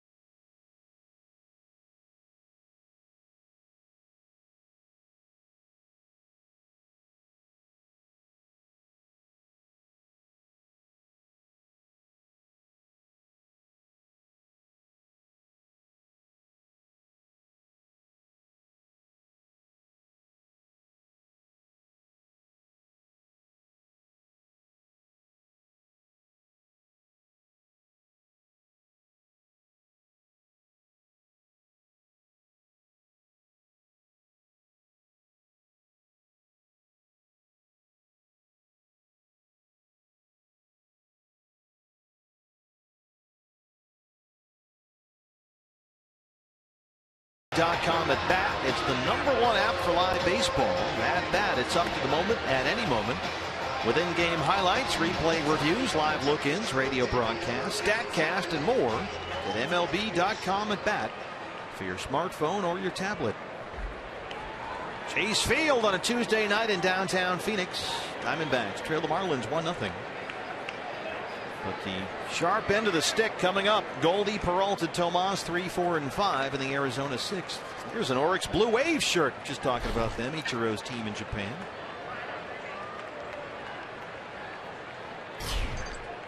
Goldie has singled and walked. He's reached base safely twice. There's a strike.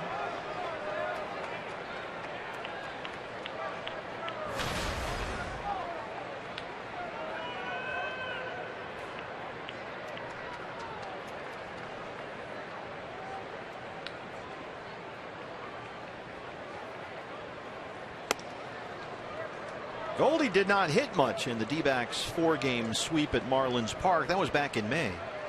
Actually had one of those days off. Didn't start. But in that series went 3 for 14. Did not have an extra base hit or an RBI. And Diamondbacks still won all 4 games. I remember talking about it at the time. What a key that was for the rest of the offense to take some of the load off Goldie in that series. And A.J. Pollock did a lot of damage in that series. He sure did. AJ went 6 for 16 in that series. Scored 5 runs.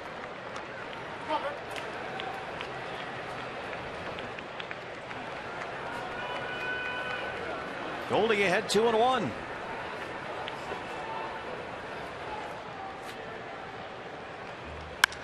Drives it to center. Yelich back it up. 1 away. The way Yelich reacted to that drive, that must have been a knuckleball off of Goldie's bat. It looked like it was going to carry a lot farther than it did, and Yelich changed directions a little bit as he was going back on that ball, and then suddenly hit the brakes, turned around, and made the catch. Well, Yelich usually is out there in left field. This is just his 5th start of the season in center. They have Marcelo Zuna, their very good young player who was struggling and sent to the minor leagues. He's in the minors right now, so Yelich has moved over from his customary left field spot. So I'm sure it's a different look for him. He's not played a whole lot of center, even though he was a Gold Glover last year in left. Peralta 0 for 2. He struck out his last time up. BOUR drops it. Latos covers 2 down. Look now at our Chevron upcoming pitching matchup, and this is one you will not want to miss. This is going to be fun tomorrow night. Robbie Ray and Jose Fernandez. Right fielder, Diamondback Live pregame show at 6. Fernandez and Ray, a pitching matchup that you will want to watch here on Fox Sports Arizona to close out this 3-game set. Fernandez just back from Tommy John surgery. As you can see by those numbers, he has been his usual self, which is absolutely electric. Tomas singled his last time up.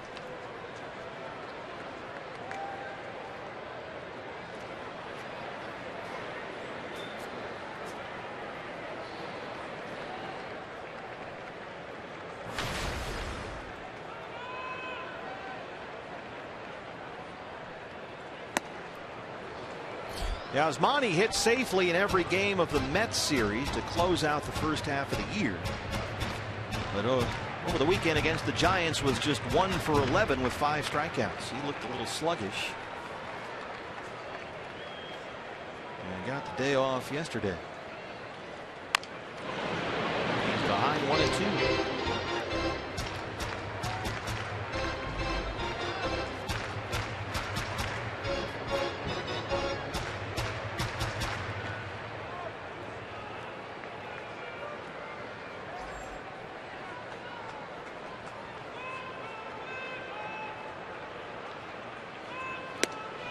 Strikes him out. 6 strikeouts for Matt Latos through 6. He leads it 1-0.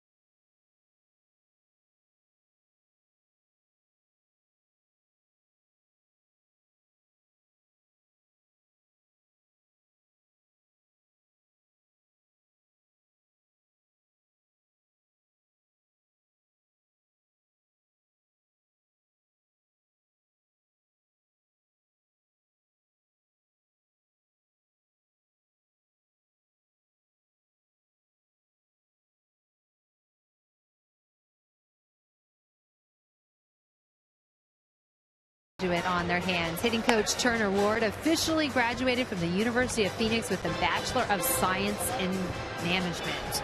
Drafted his junior year out of the University of South Alabama back in 1986. Turner told me in my Fox Sports Arizona.com exclusive, it was always important to his parents that he got his degree, but Turner really felt the urgency this year with his oldest son entering his senior year of college. The Diamondbacks actually drafted his son Tucker last month, but that hasn't stopped Tucker, his brother, and sister from teasing their dad for being what they called the oldest college kid ever.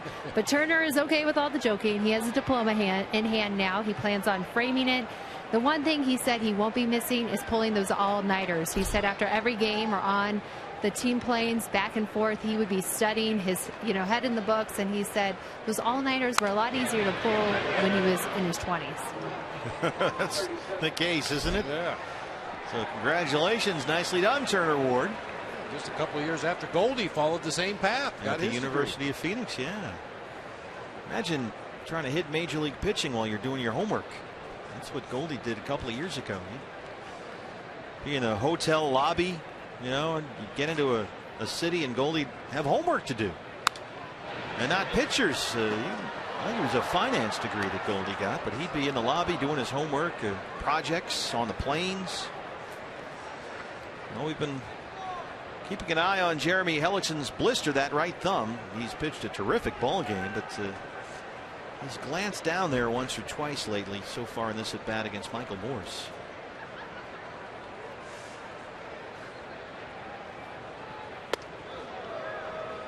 Matt Stites starting to throw in the Sanderson Ford bullpen, a right-hander. There's that right thumb that forced him out after 4 innings in his previous start at Texas earlier this month.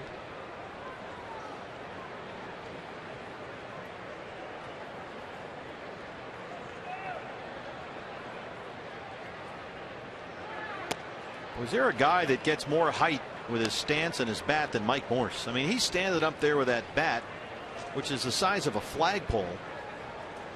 I mean, when he gets his hands up there, he's got to be 12 feet tall from the top of that bat. The way he holds that bat straight up and down and out away from his body, it looks huge. I mean, he's a big dude down there, and he smashes it toward right. And gone. Mike Morse, his 4th, and it's 2-0 Marlins. Well, that's what they got him for. They gave him $16 million. It hasn't worked out so far. And he makes it a 2-0 Miami lead.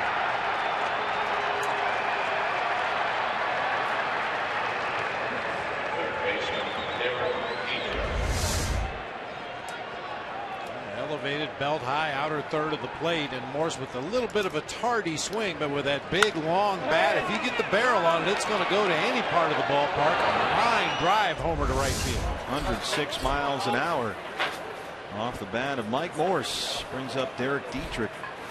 So Jeremy Hellickson, who's pitched a terrific ball game, has really made only 2 bad mistake pitches all night, and both have cost him. The hanging curveball that Echeverria hit in the 5th for the RBI single, and now that one right down the pipe to Mike Morse here to lead off the 7th.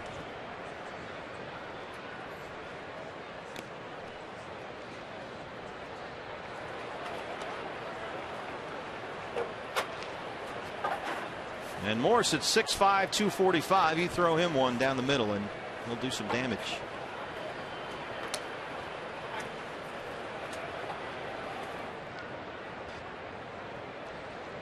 Two 2-0 on Derek Dietrich.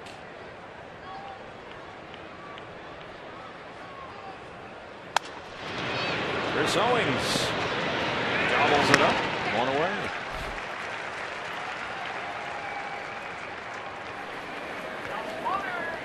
Ramtrucks.com pool area. Good night to be out there as always.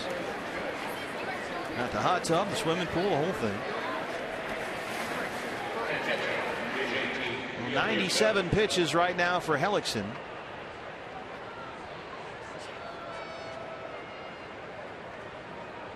Stites throwing in the bullpen.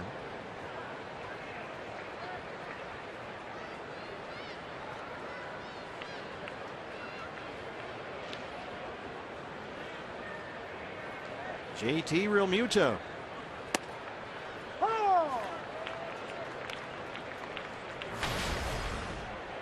Doubled and scored his last time up.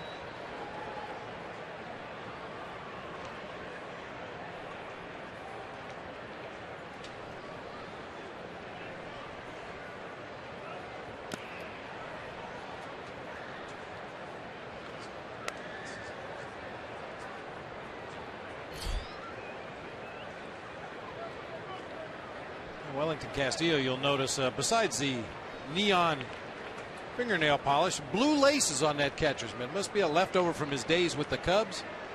Get that gamer broken in. You want to use it until it falls apart. Moss for the second out. Hey fans, as promised earlier in the ball game, we have selected our Data Strong fan photo. The Brenly committee has produced a result, and here it is. Steve with the guitar glasses. Tweet your strongest fan photo using the hashtag AZDataStrongFan for a chance to have your photo featured in our Diamondbacks TV broadcast, brought to you by T-Mobile. Say higher and throw the peace sign up. It'll do you no harm.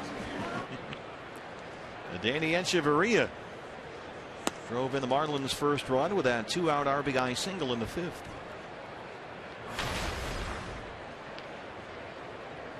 Echeverria, they kind of moved him up and down the order.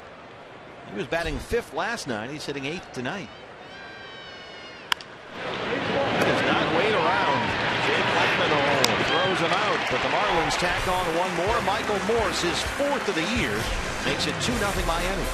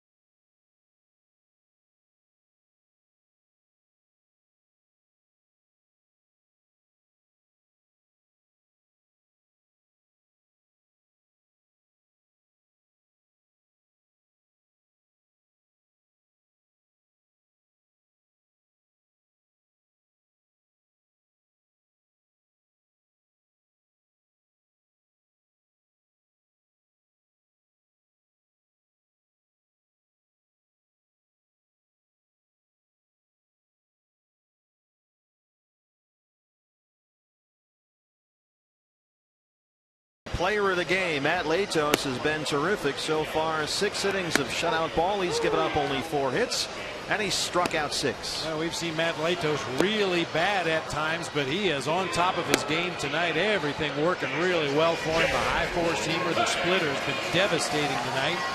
Mixed in just enough sliders and curveballs to keep the D-backs off balance. And as we mentioned earlier, the Blue Jays have reportedly been scouting Latos lately.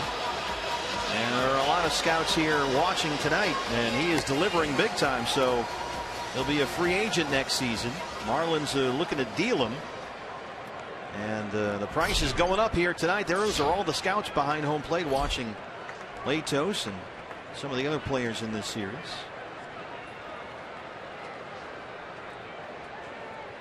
But if you're watching Latos, this is one where you make the call and go, okay, let's pull the trigger on that deal. Christian Yelich moves from center to left, takes over for Mike Morse after Morse homered, and Cole Gillespie is the new center fielder.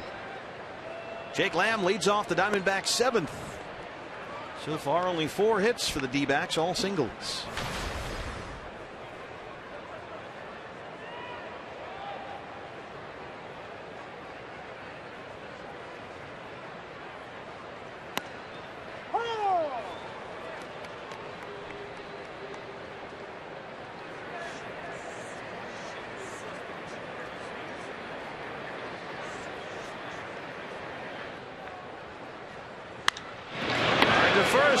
to BOUR.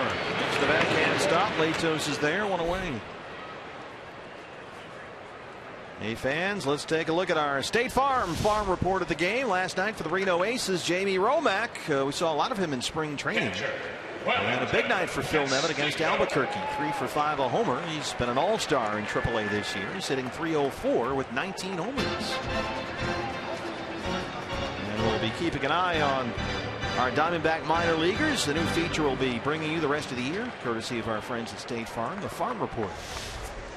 And there's a lot to look at down there. They got some really talented players throughout that system. So 1 down for Wellington Castillo, 0 for 2.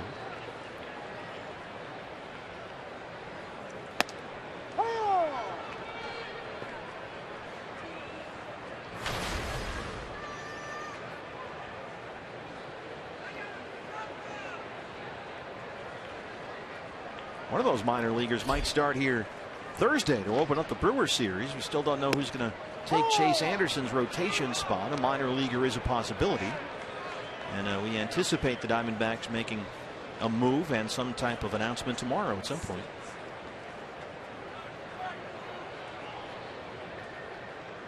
Stay tuned. We'll see. Well, he takes a big cut at that 0-2 pitch and got Real Muto back there. 7 strikeouts for Latos.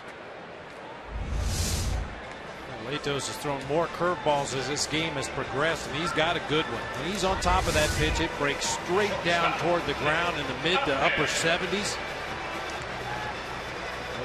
You're right. With all the scouts in attendance tonight, this is about as good a showing as Matt Latos could hope for. Everything working well for him. And the Marlins as well. Here's Nick Ahmed with 2 down. He's 0 for 2. HELLICKSON spot will be up next. Ender Inciarte is in the on-deck circle. Latos at 80 pitches, 53 for strikes.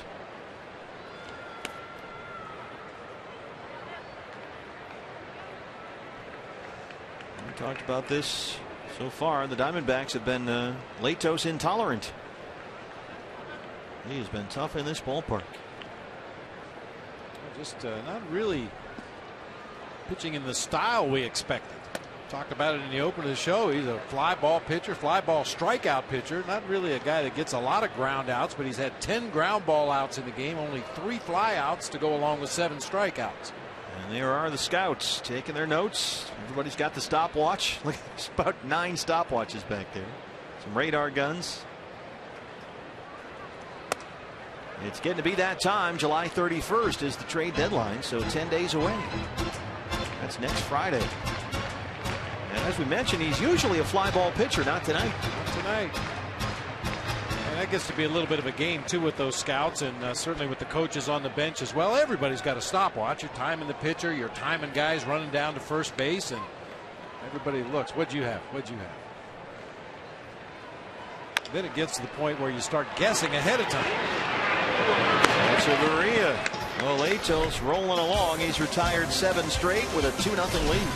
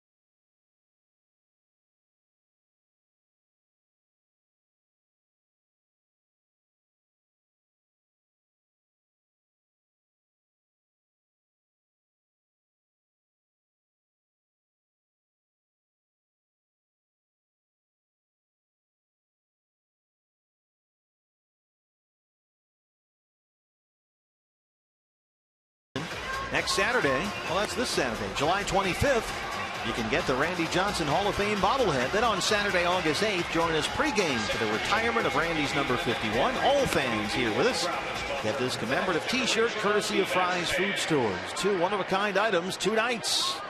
You can be here for both games. Get your tickets right now at dbacks.com. That's the end of the night for Jeremy Hellickson as we start the 8th inning. And on for the Diamondbacks, Matt Stites, who battled elbow problems all spring, opened up the season on the DL. Was reinstated on June 1st, called back up to the Diamondbacks on Sunday. He's faced only 4 big league hitters all year.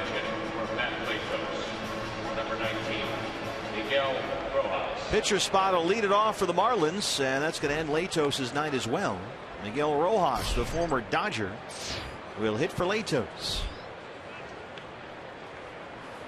Who looked about as good as he can look. He was outstanding tonight. Both pitchers outstanding tonight. Just a good old-fashioned pitcher's duel. Every base runner became vitally important as we got deeper and deeper into the ball game. Just not a lot of traffic on the bases tonight for either team. First pitch, Rojas jumps on it, but yanks it foul. Rojas only 11 games with the Marlins this year. He's hitting an even 200. 65 games with their AAA affiliate in New Orleans this season. Hit .301 there with 3 homers. Just called up at the end of June.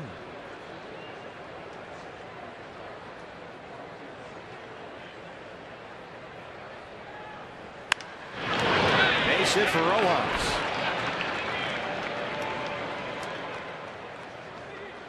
Matt Stites' last appearance with the Diamondbacks July 2nd. He worked 1 inning against the Rockies. Made 13 appearances this year with AAA Reno, all in relief, and had a 1.88 ERA. But in the minors, he's allowed more hits than innings pitched and has walked more than he struck out. Ichiro now is 0 for 3.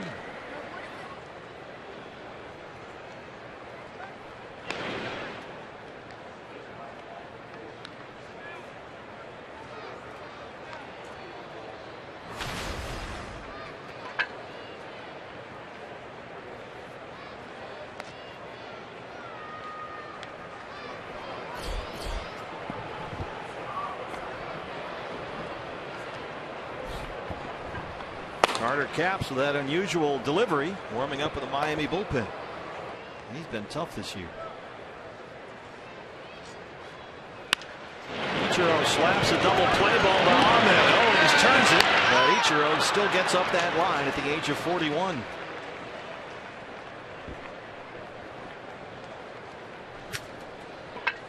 Well, he still runs extremely well, and he also has a little bit of an advantage because he's usually running as he makes contact with the ball. Well, there have been times over the course of his career where he hits the ball while he's not even in the batter's box. Gets that running start. A little bit of a leg kick. He's cut down on it a lot over the years. Gets his foot down a little bit quicker now, but still gets out of that box as quickly as any left-handed hitter in a game. And again, only 5 away of 500 career steals, so keep an eye on him down there with PRADO. Well, one thing we know for sure, Martin PRADO will take pitches to give Ichiro a chance to steal. Diamondbacks have done a nice job of slowing down the opposition's running game this season. They rank 3rd in the National League in fewest stolen bases against. Cardinals and Yadier Molina #1 with 27 stolen bases against them. The Nats are in 2nd place with 36, and the D-backs in 3rd place with 42 stolen bases against them. You know, when we get to the end of the year, you're going to look at the stats like that you just mentioned. Diamondbacks are going to be up among the leaders in a lot of categories. A lot of categories.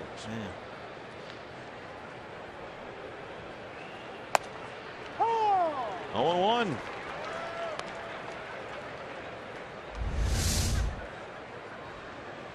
Matt Stites always been a hard thrower.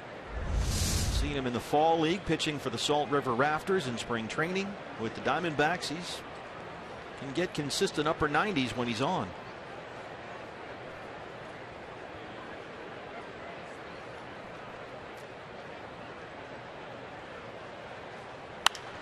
PRADO slaps it in the seats. Foul, and it's 0-2. Just in case there's trouble, Spidey's here. The Spidey sense is tingling.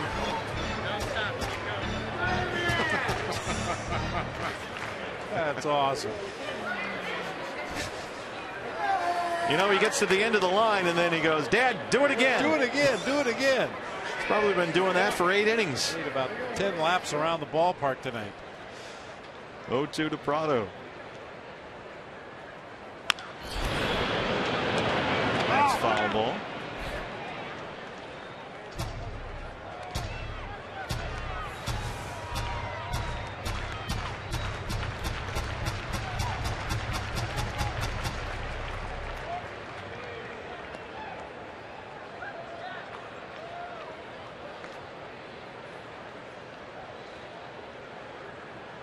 A lot of youngsters here with us.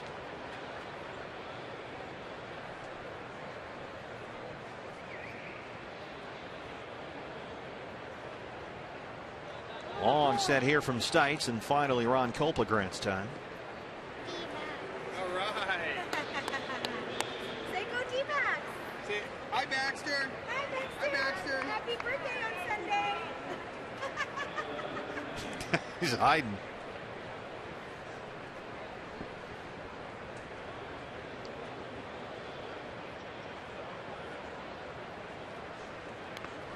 Stites bounces that one. Castillo keeps it in front. 1-2.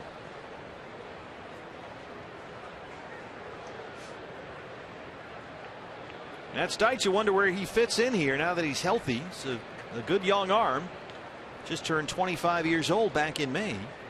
Acquired from the Padres in the Ian Kennedy deal a couple of years ago.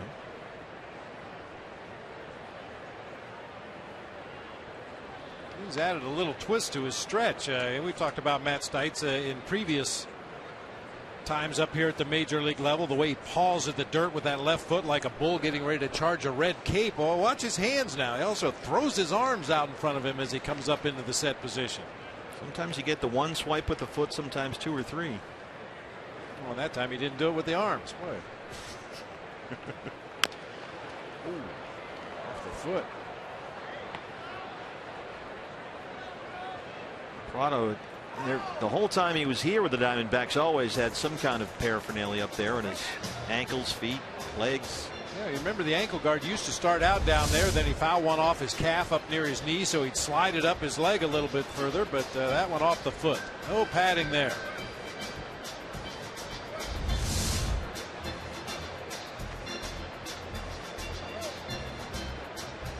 Of course, everybody's got these high-tech shoes going now. They try to make them as light as possible. I bet the shoes you played in are like work boots. Yeah. Those things are like something a ballerina might wear. Nice and thin and light. Can't feel good when you hit it with a baseball. 1-2.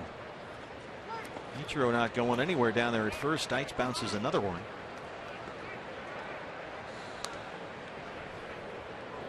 Of course, inside your new shoes, you can wear D-backs Fun Socks for your sad feet. Make your toes happy. Pink shoelaces help too.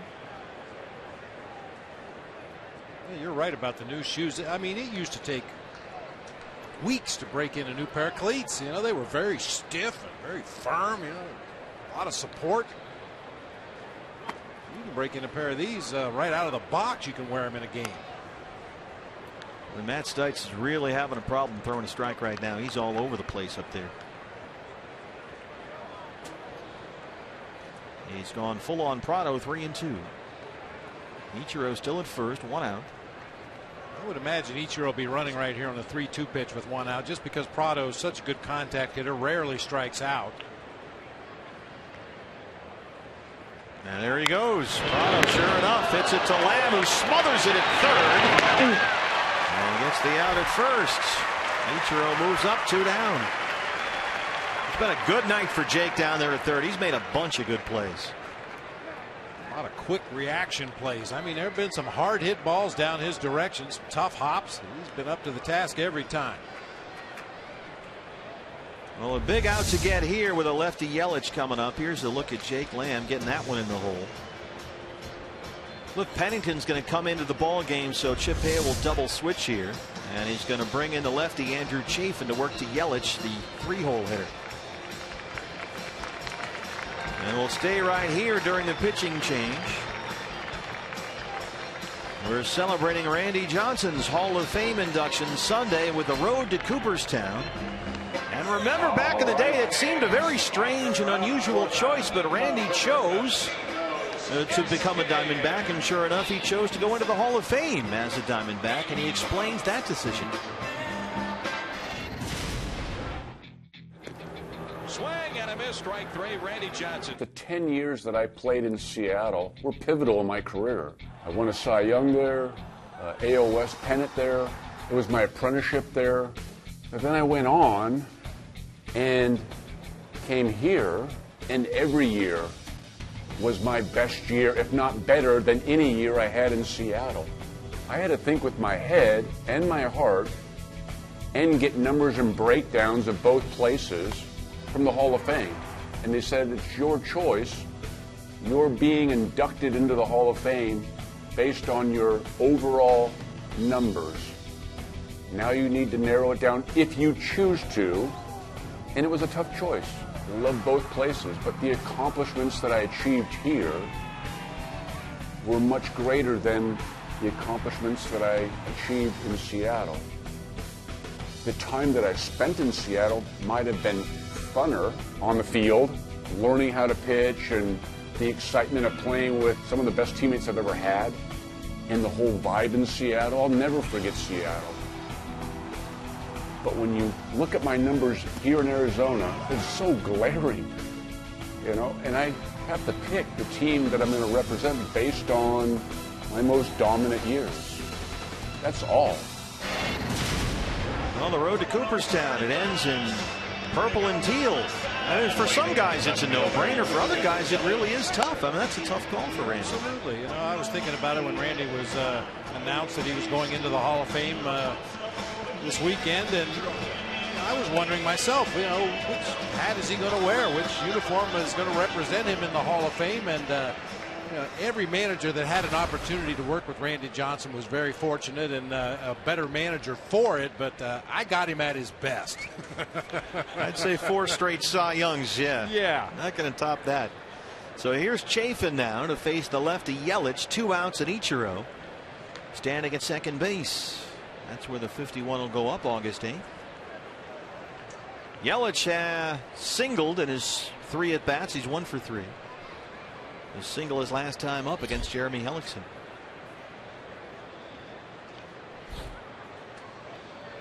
So right now he's riding a 7-game hitting streak. And Yelich really hot his last 18 games. He's hitting over 400.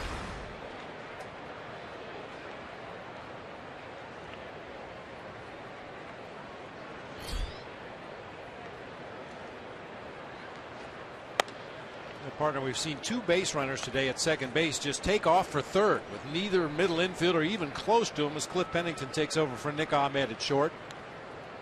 Back in the day, we used to have a design play. If you had an aggressive base stealer out there at second base, we'd intentionally split the middle infielders as wide as we possibly could, make sure that the base runner saw the infielders weren't close to the bag, and then use that inside move. This one might drop in, and it does, in front of Peralta. Ichiro's going to score. Just a dying Quail drops in for an RBI single, and it's 3-0.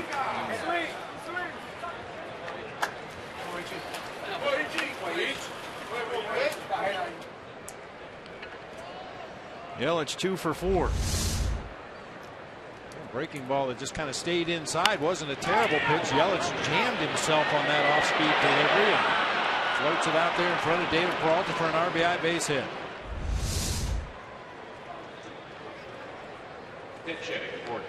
So now they'll hit for Justin BOUR. Casey McGee again.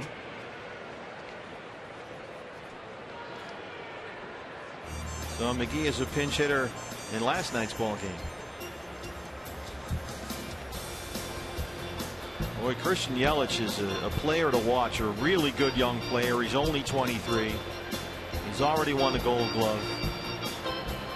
And that's going to be it for Chafin after they announced Casey McGee, the right-hand hitter. stay here during the pitching change as well as Randall Delgado jogs in. We're celebrating Randy Johnson's Hall of Fame induction Sunday. The road to Cooperstown.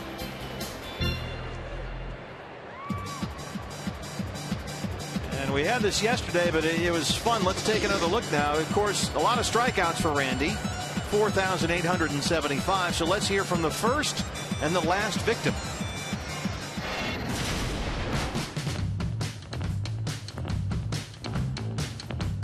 Well, my greatest memory of that day in 1988 when Randy Johnson had his first start in the major leagues in Montreal was I was with the Pirates, and the guy hitting ahead of me was veteran right-handed hitter Glenn Wilson, and he took him deep right before me.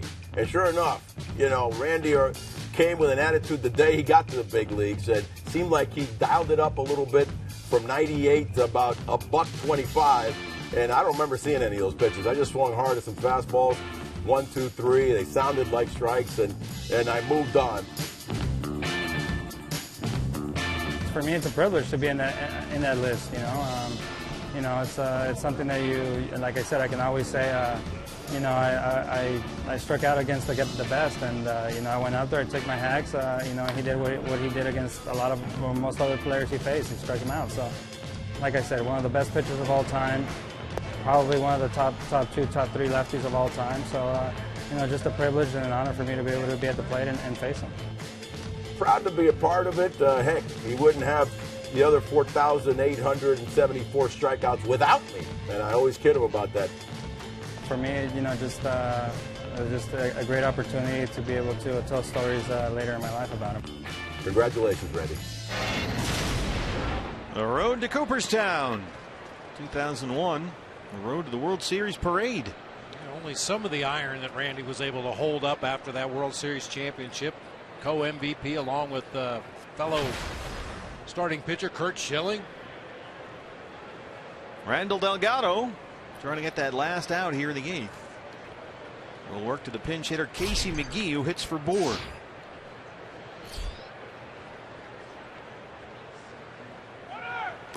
There goes Yelich. And he's in there. 9th stolen base of the year for Christian Yelich. He's only been caught once.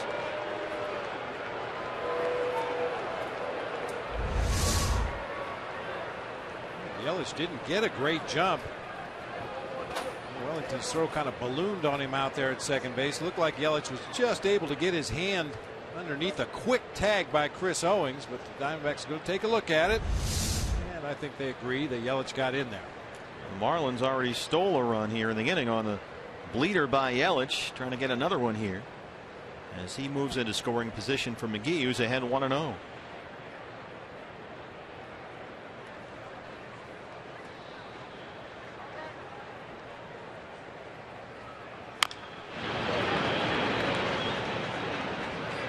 Casey McGee just 7 games back in Miami after his return from San Francisco. 214 on the year. He's 4 for 18 in his second go round with the Marlins. Played just under 50 games with the Giants. They gave him nearly $5 million to play third and replace Pablo Sandoval, but he hit just .213 in San Francisco. Giants, in fact, sent him to the minor leagues at one point, finally released him earlier this month, and now he's back in Miami. Carter Capps ready to go. He'll apparently get the 8th.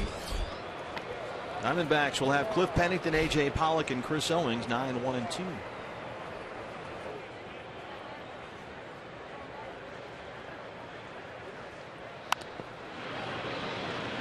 Check swing foul, and it's 2-2. Well, as a salute to Casey McGee on this day in baseball history. Back in 1985. I think I lost it. Is it 85? 75. You're nailing this. Yeah, I did. I really hammered it out of the ballpark. 1975, Joe Torre became the first player in National League history to hit into 4 straight double plays. Now, the good news is there's 2 outs in the inning, so Casey McGee can't hit into a double play in this at bat. 2-2 pitch. Along the right right field line, drifting into the seats. Was it Felix Millan who was ahead of him in the order that day? 4 straight singles for Felix Millan, and 4 times he was erased on the double play. And the reason that I dropped the ball there so badly, that was going to be our Geico this day in baseball history if Casey McGee was in the lineup for the Marlins tonight, but we had to put it on the back burner and it got fried. Had to go plan B. Well, we got it in. That's what matters. Remember, Felix Millan would choke up about, see where McGee's got the pine tar on the bat? Yeah. Felix Millan used to hold the bat right about there. He had as much handle hanging out the bottom as he had barrel sticking out the top. Yeah, he'd have his hand on the trademark almost. He was a very good second baseman with the Mets and the Braves, among others.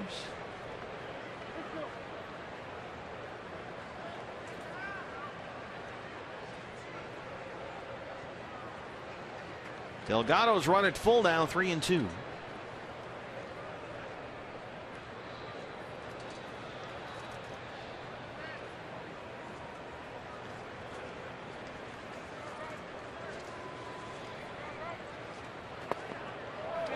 All 4. Hey fans, Saturday it's an MLB doubleheader starting with the Athletics and the Giants. And then at 4 o'clock, the Braves and the Cardinals, a game you can see only on Fox Sports 1. Coverage begins at 1 o'clock Pacific time, only on Fox Sports 1. And streaming live on Fox Sports Go. The Yankees and the Giants, the Braves and the Cardinals, Saturday on Fox Sports 1.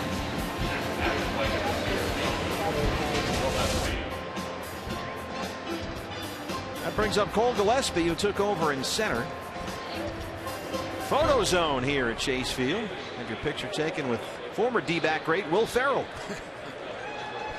Momentary D-back great. For half an inning.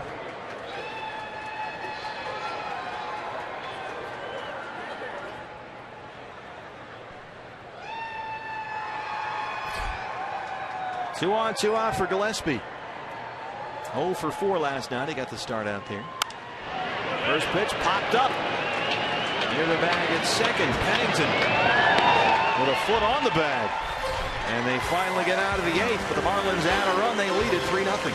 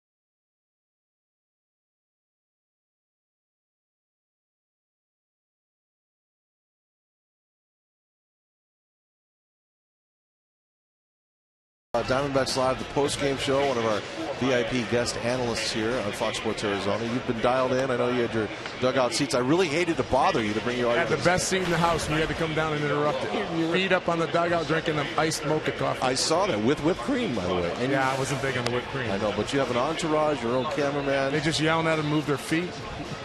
It's all right. All right, you're ready though. We're gonna lock it down and analyze the game through your eyes. My eyes. I can't win. I can't either. Okay, Dan Marley has been with us. This is not his first rodeo on the post-game show, so we can't wait for his take, guys. We'll send it back to you. We'll be here the moment the game ends.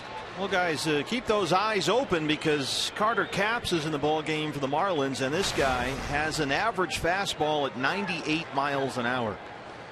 He is in the elite in terms of fastball velocity among big league relievers. Whole bunch of changes behind him.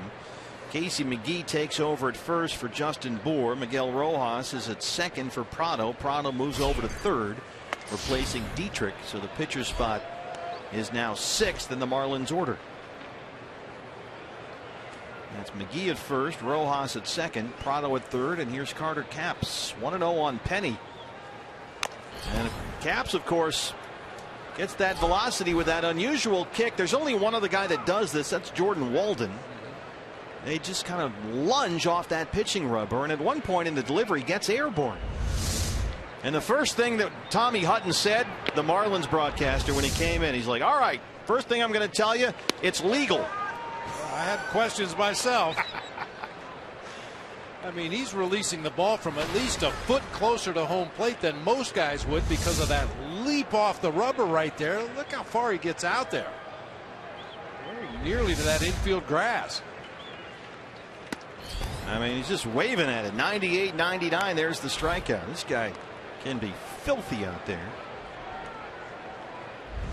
I mean, this is 99 coming at you with that hop. Good luck. Down and away. No chance. See, I think it's illegal myself. Why? Because the right foot comes down before the left foot does.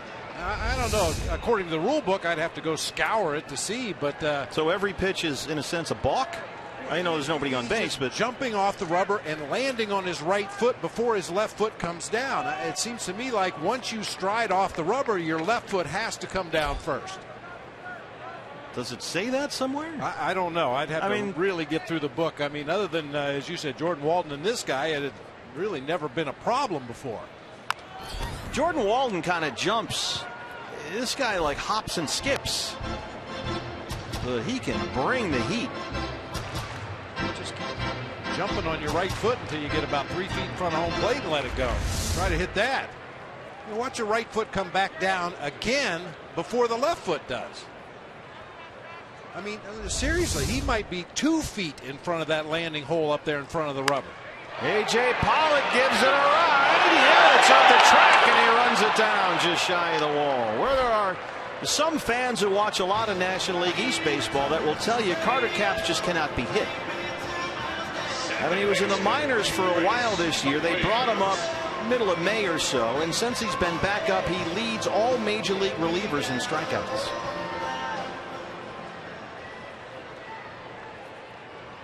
Two down for Chris Owings. And the amazing thing with that very unorthodox delivery, this guy is a big-time strike thrower. You saw the numbers a moment ago, 50 punch-outs this year against only 6 base on balls, and that's pretty much been his career MO. He has recorded at least 1 strikeout in 18 straight appearances, the longest single-season streak in Marlins history. He has struck out at least 1 batter in 23 of his 25 appearances this year, and he's already got 1 here tonight, and he's ahead of Owings 0-2. Josh Colmenter in the Sanderson Ford bullpen.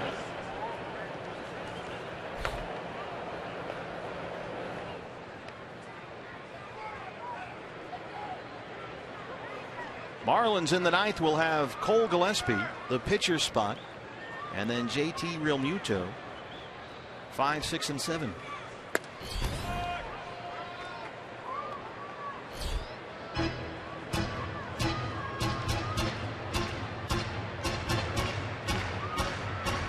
It was funny. As soon as you saw Tommy yesterday, he comes in and let me just start with this. Carter Capps, it's legal. Apparently he gets asked that a lot. The great Tommy Hutton just to our left in the Marlins TV booth. Called strike 3. Well, he got 2 strikeouts and worked a 1-2-3/8. Carter Capps keeps it a 3-0 lead. We go to the 9th at Chase Field.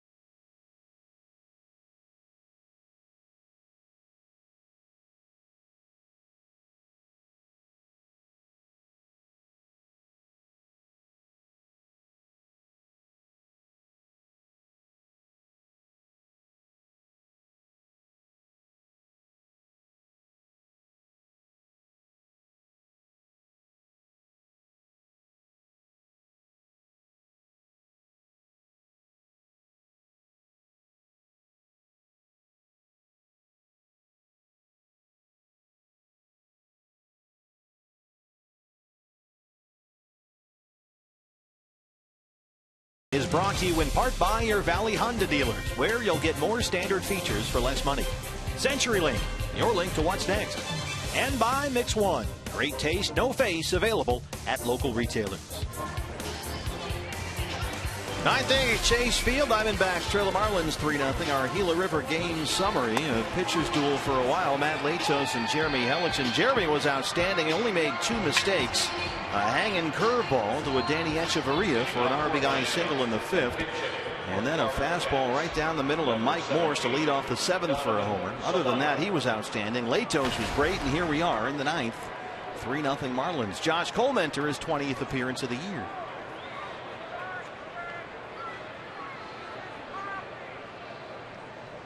Only his 5th appearance in the month of July. A total of 6 innings up to this point for Josh Colmenter, which when you really think about it is a good thing, because Josh is the long guy down there, used when the Diamondbacks find themselves up a lot or down a lot early in a ball game, and they just really haven't needed him in that particular situation very often. Donovan Solano hitting in the pitcher spot, leads off the 9th. 148 and 5 RBIs this year. He's got just 9 hits all season.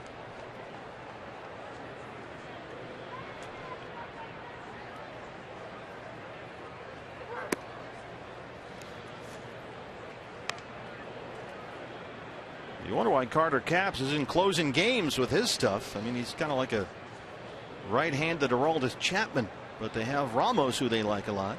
He's warming up with the bullpen, so he'll get the 9th.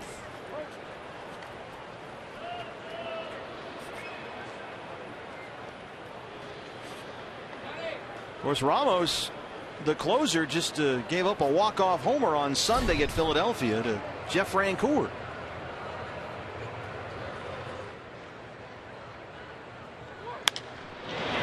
Solano gives it a ride deep to left center. Long way to go for Peralta, but he runs it down.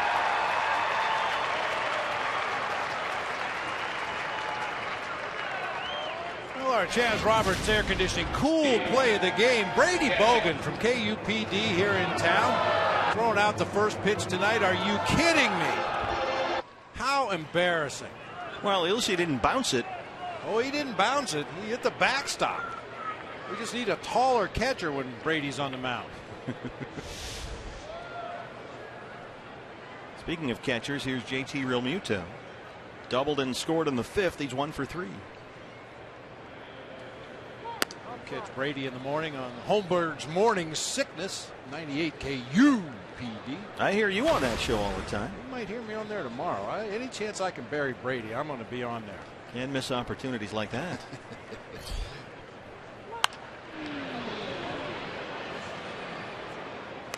I'm sure he's going to say he had a strained rotator cuff, or, you know, he threw 4 innings in a game yesterday. He'll have some kind of an excuse.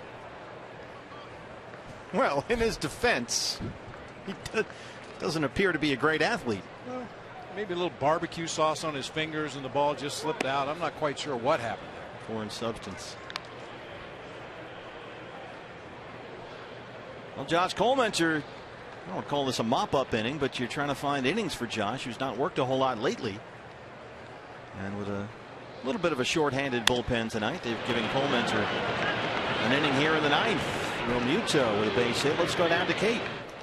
Well, exactly what you're saying. Chip kind of echoed those thoughts, that it's always so hard to know when to get Colmenter in, because in the back of his mind, he knows this is his long guy, and he wants to make sure he's saved and ready to go if needed in a long situation. But then if they don't go to him that night, Chip says it's kind of a double-edged sword, because he'll get home at night and realize he hasn't used Josh in a couple days, and of course wants to keep him going with that arm. So he said it's really walking a tightrope with him, and Colmenter's always seemed ready to go, but he's just got to find those right moments to get him in there. And there are going to be points over the course of the rest of this year where you're going to have to ask Josh Colmenter to get you some big outs in a ball game. Might be in the 6th inning, might be in the 9th. You don't know.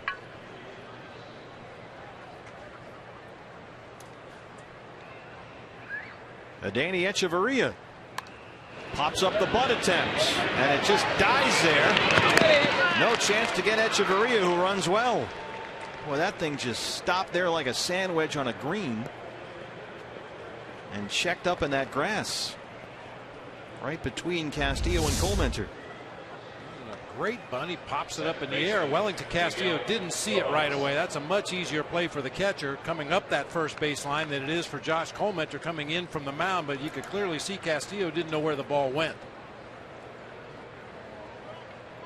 By the time Welly realizes it, Josh Comenter has already picked up the ball and thrown too late to first base. So 2 on, 1 out. And here's Rojas, who singled his only other time up tonight.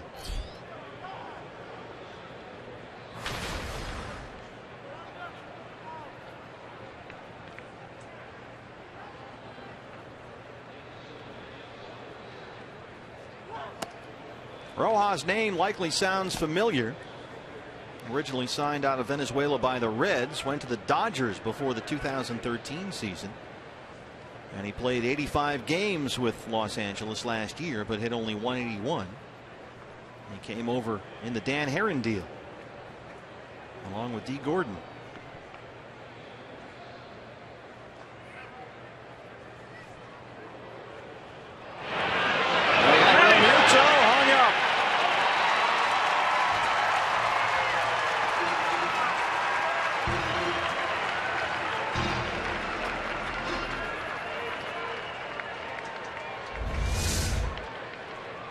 Talking about that last inning, if you have an aggressive base runner out there, tempt him into running for third base, split those middle infielders wide apart, and then use that inside move by the pitcher. And that time they were able to catch Real Muto out there at second base. Set the trap nicely there. 1-0 to Rojas.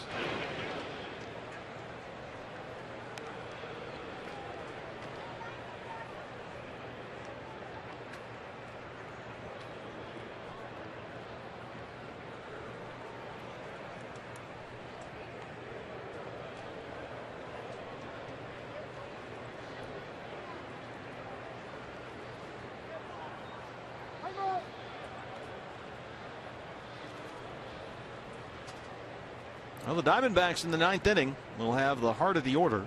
Goldie, Peralta, Tomas 3, 4, and 5 against A.J. Ramos, who served up the walk-off in Philly on Sunday. Jeff Francoeur took him deep. Phillies completed a 3-game sweep.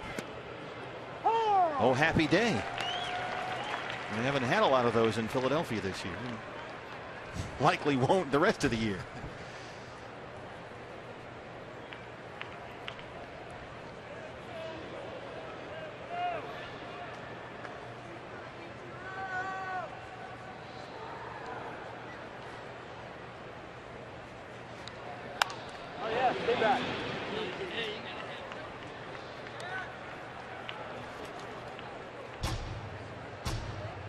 Blown save for Ramos Sunday. It was just his second of the year since he became the closer. So he's 14 for 16 in his save attempts.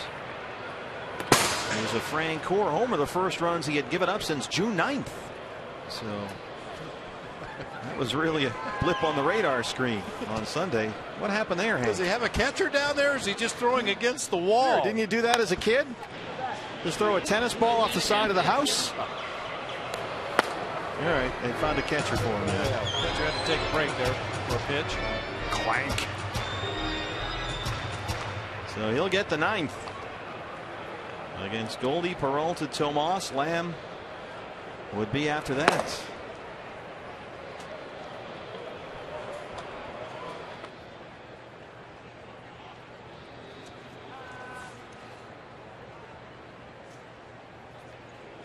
One-two pitch.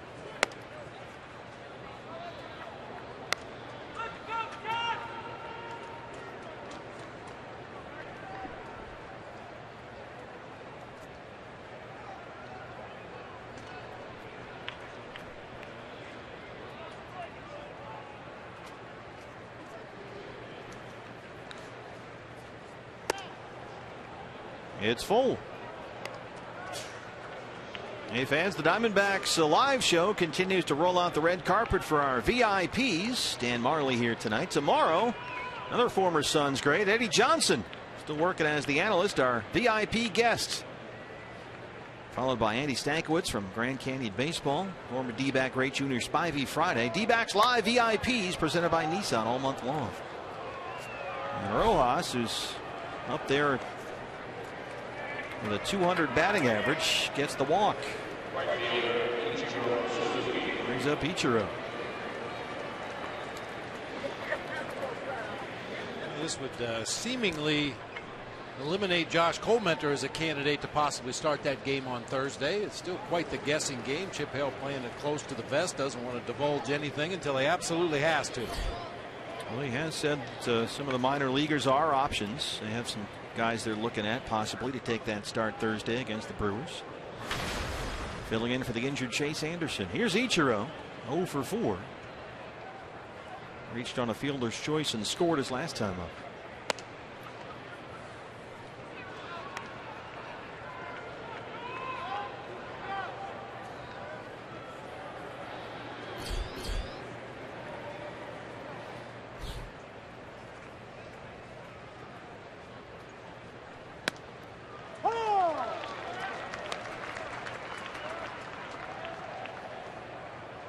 That's a good pitch to Ichiro. If you can keep it out there on that outside corner, any off-speed pitch away, because of all the movement that he has and the way he kind of starts down that first baseline as he's swinging the bat, real susceptible to change-ups away.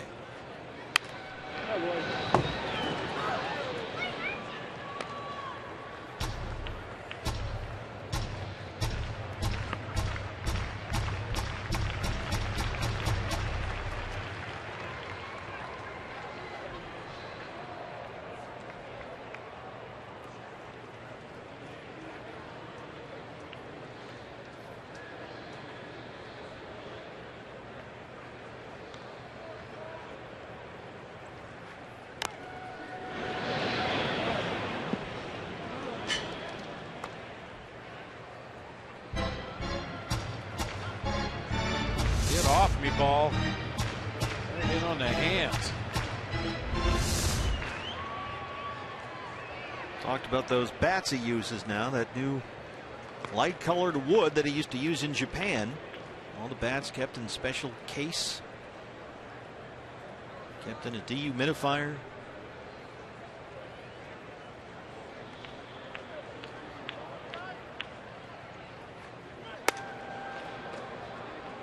Two and two. Remember Spider-Man earlier? Oh, what a night he's having. Wow. Got the mask on and everything. Dad, I want to wear the Spider-Man costume to the game. Is that okay?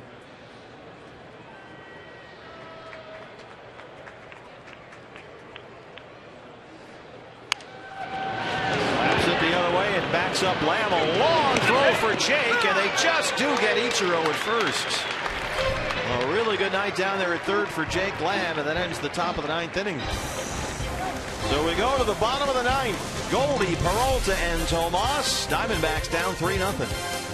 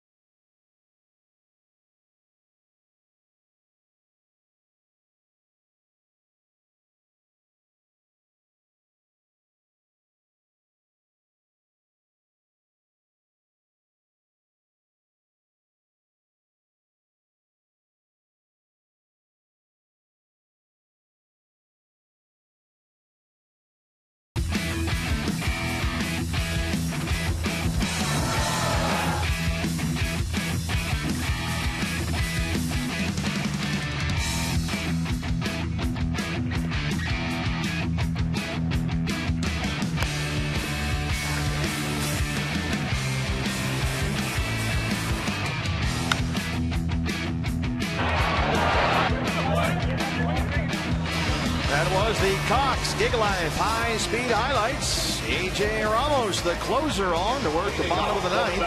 Goldie will lead it off against the man who blew the save for the Marlins Sunday in Philly. His 42nd appearance of the year, an excellent 1.55 ERA.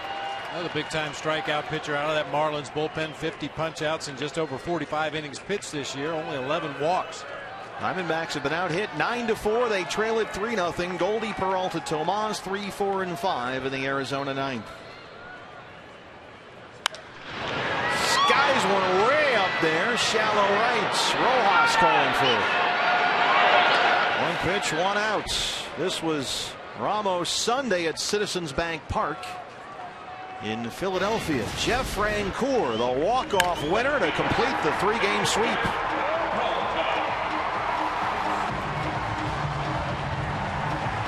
So far, Ramos has bounced back nicely. He goes from that to coming in to face Paul Goldschmidt here and gets him on one pitch. David Peralta 0 for 3.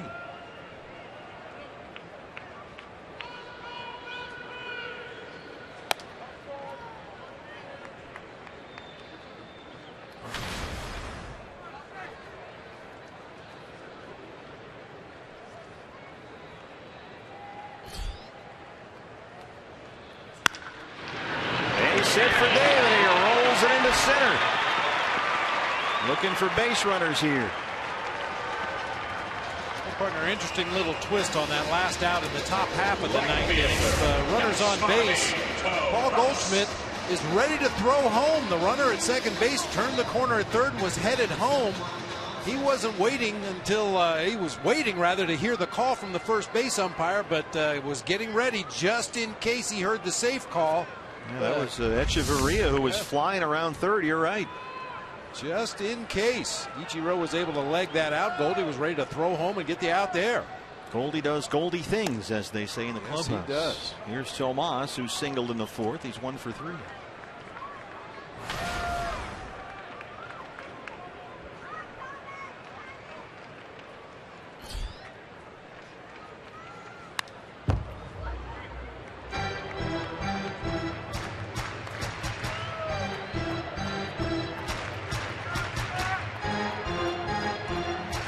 Diamondback Live post-game show follows our ball game. Thunder Dan Marley alongside, do we call Todd Walsh? That make him Lightning? Ooh, how about that? Yeah.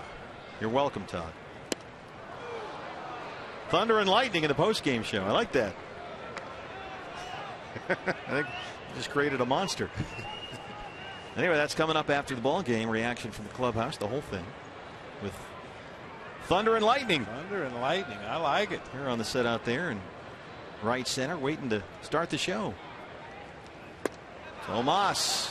He looks like he needs another day off. He strikes out for the second time tonight, 2 down.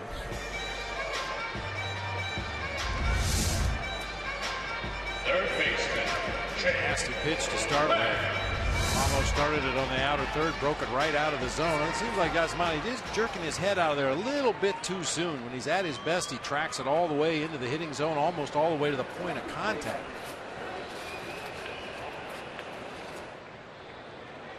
So it's up to Jake Lamb. 2 outs, Peralta at first. He'll take second on defensive indifference. There's strike 1. Diamondbacks last hit prior to the Peralta 1-out single was the Pollock 2-out single in the 5th. Marlins pitchers had retired 11 straight. And right now this is shaping up to be the Diamondbacks just their 6th game all season without at least 1 extra base hit. It was Latos, Caps, and Ramos, 3 pretty good pitchers, and they've done the job here tonight. Latos was outstanding. 7 scoreless innings. He gave up only 4 hits, walked 1, and struck out 7. Caps had 2 strikeouts in the 8th, and here's Ramos in the 9th. And he's ahead of Lamb 1 and 2.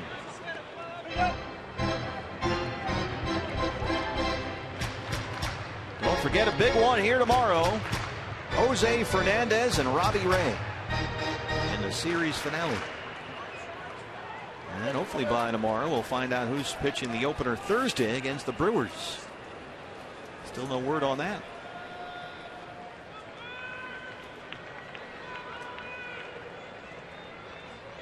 One and two. Called strike three, and the Marlins take game 2 of this series 3-0. The Diamondbacks are shut out. They manage only 5 hits. And this, Bob, just a case of a extremely well pitched game by Miami. How about both teams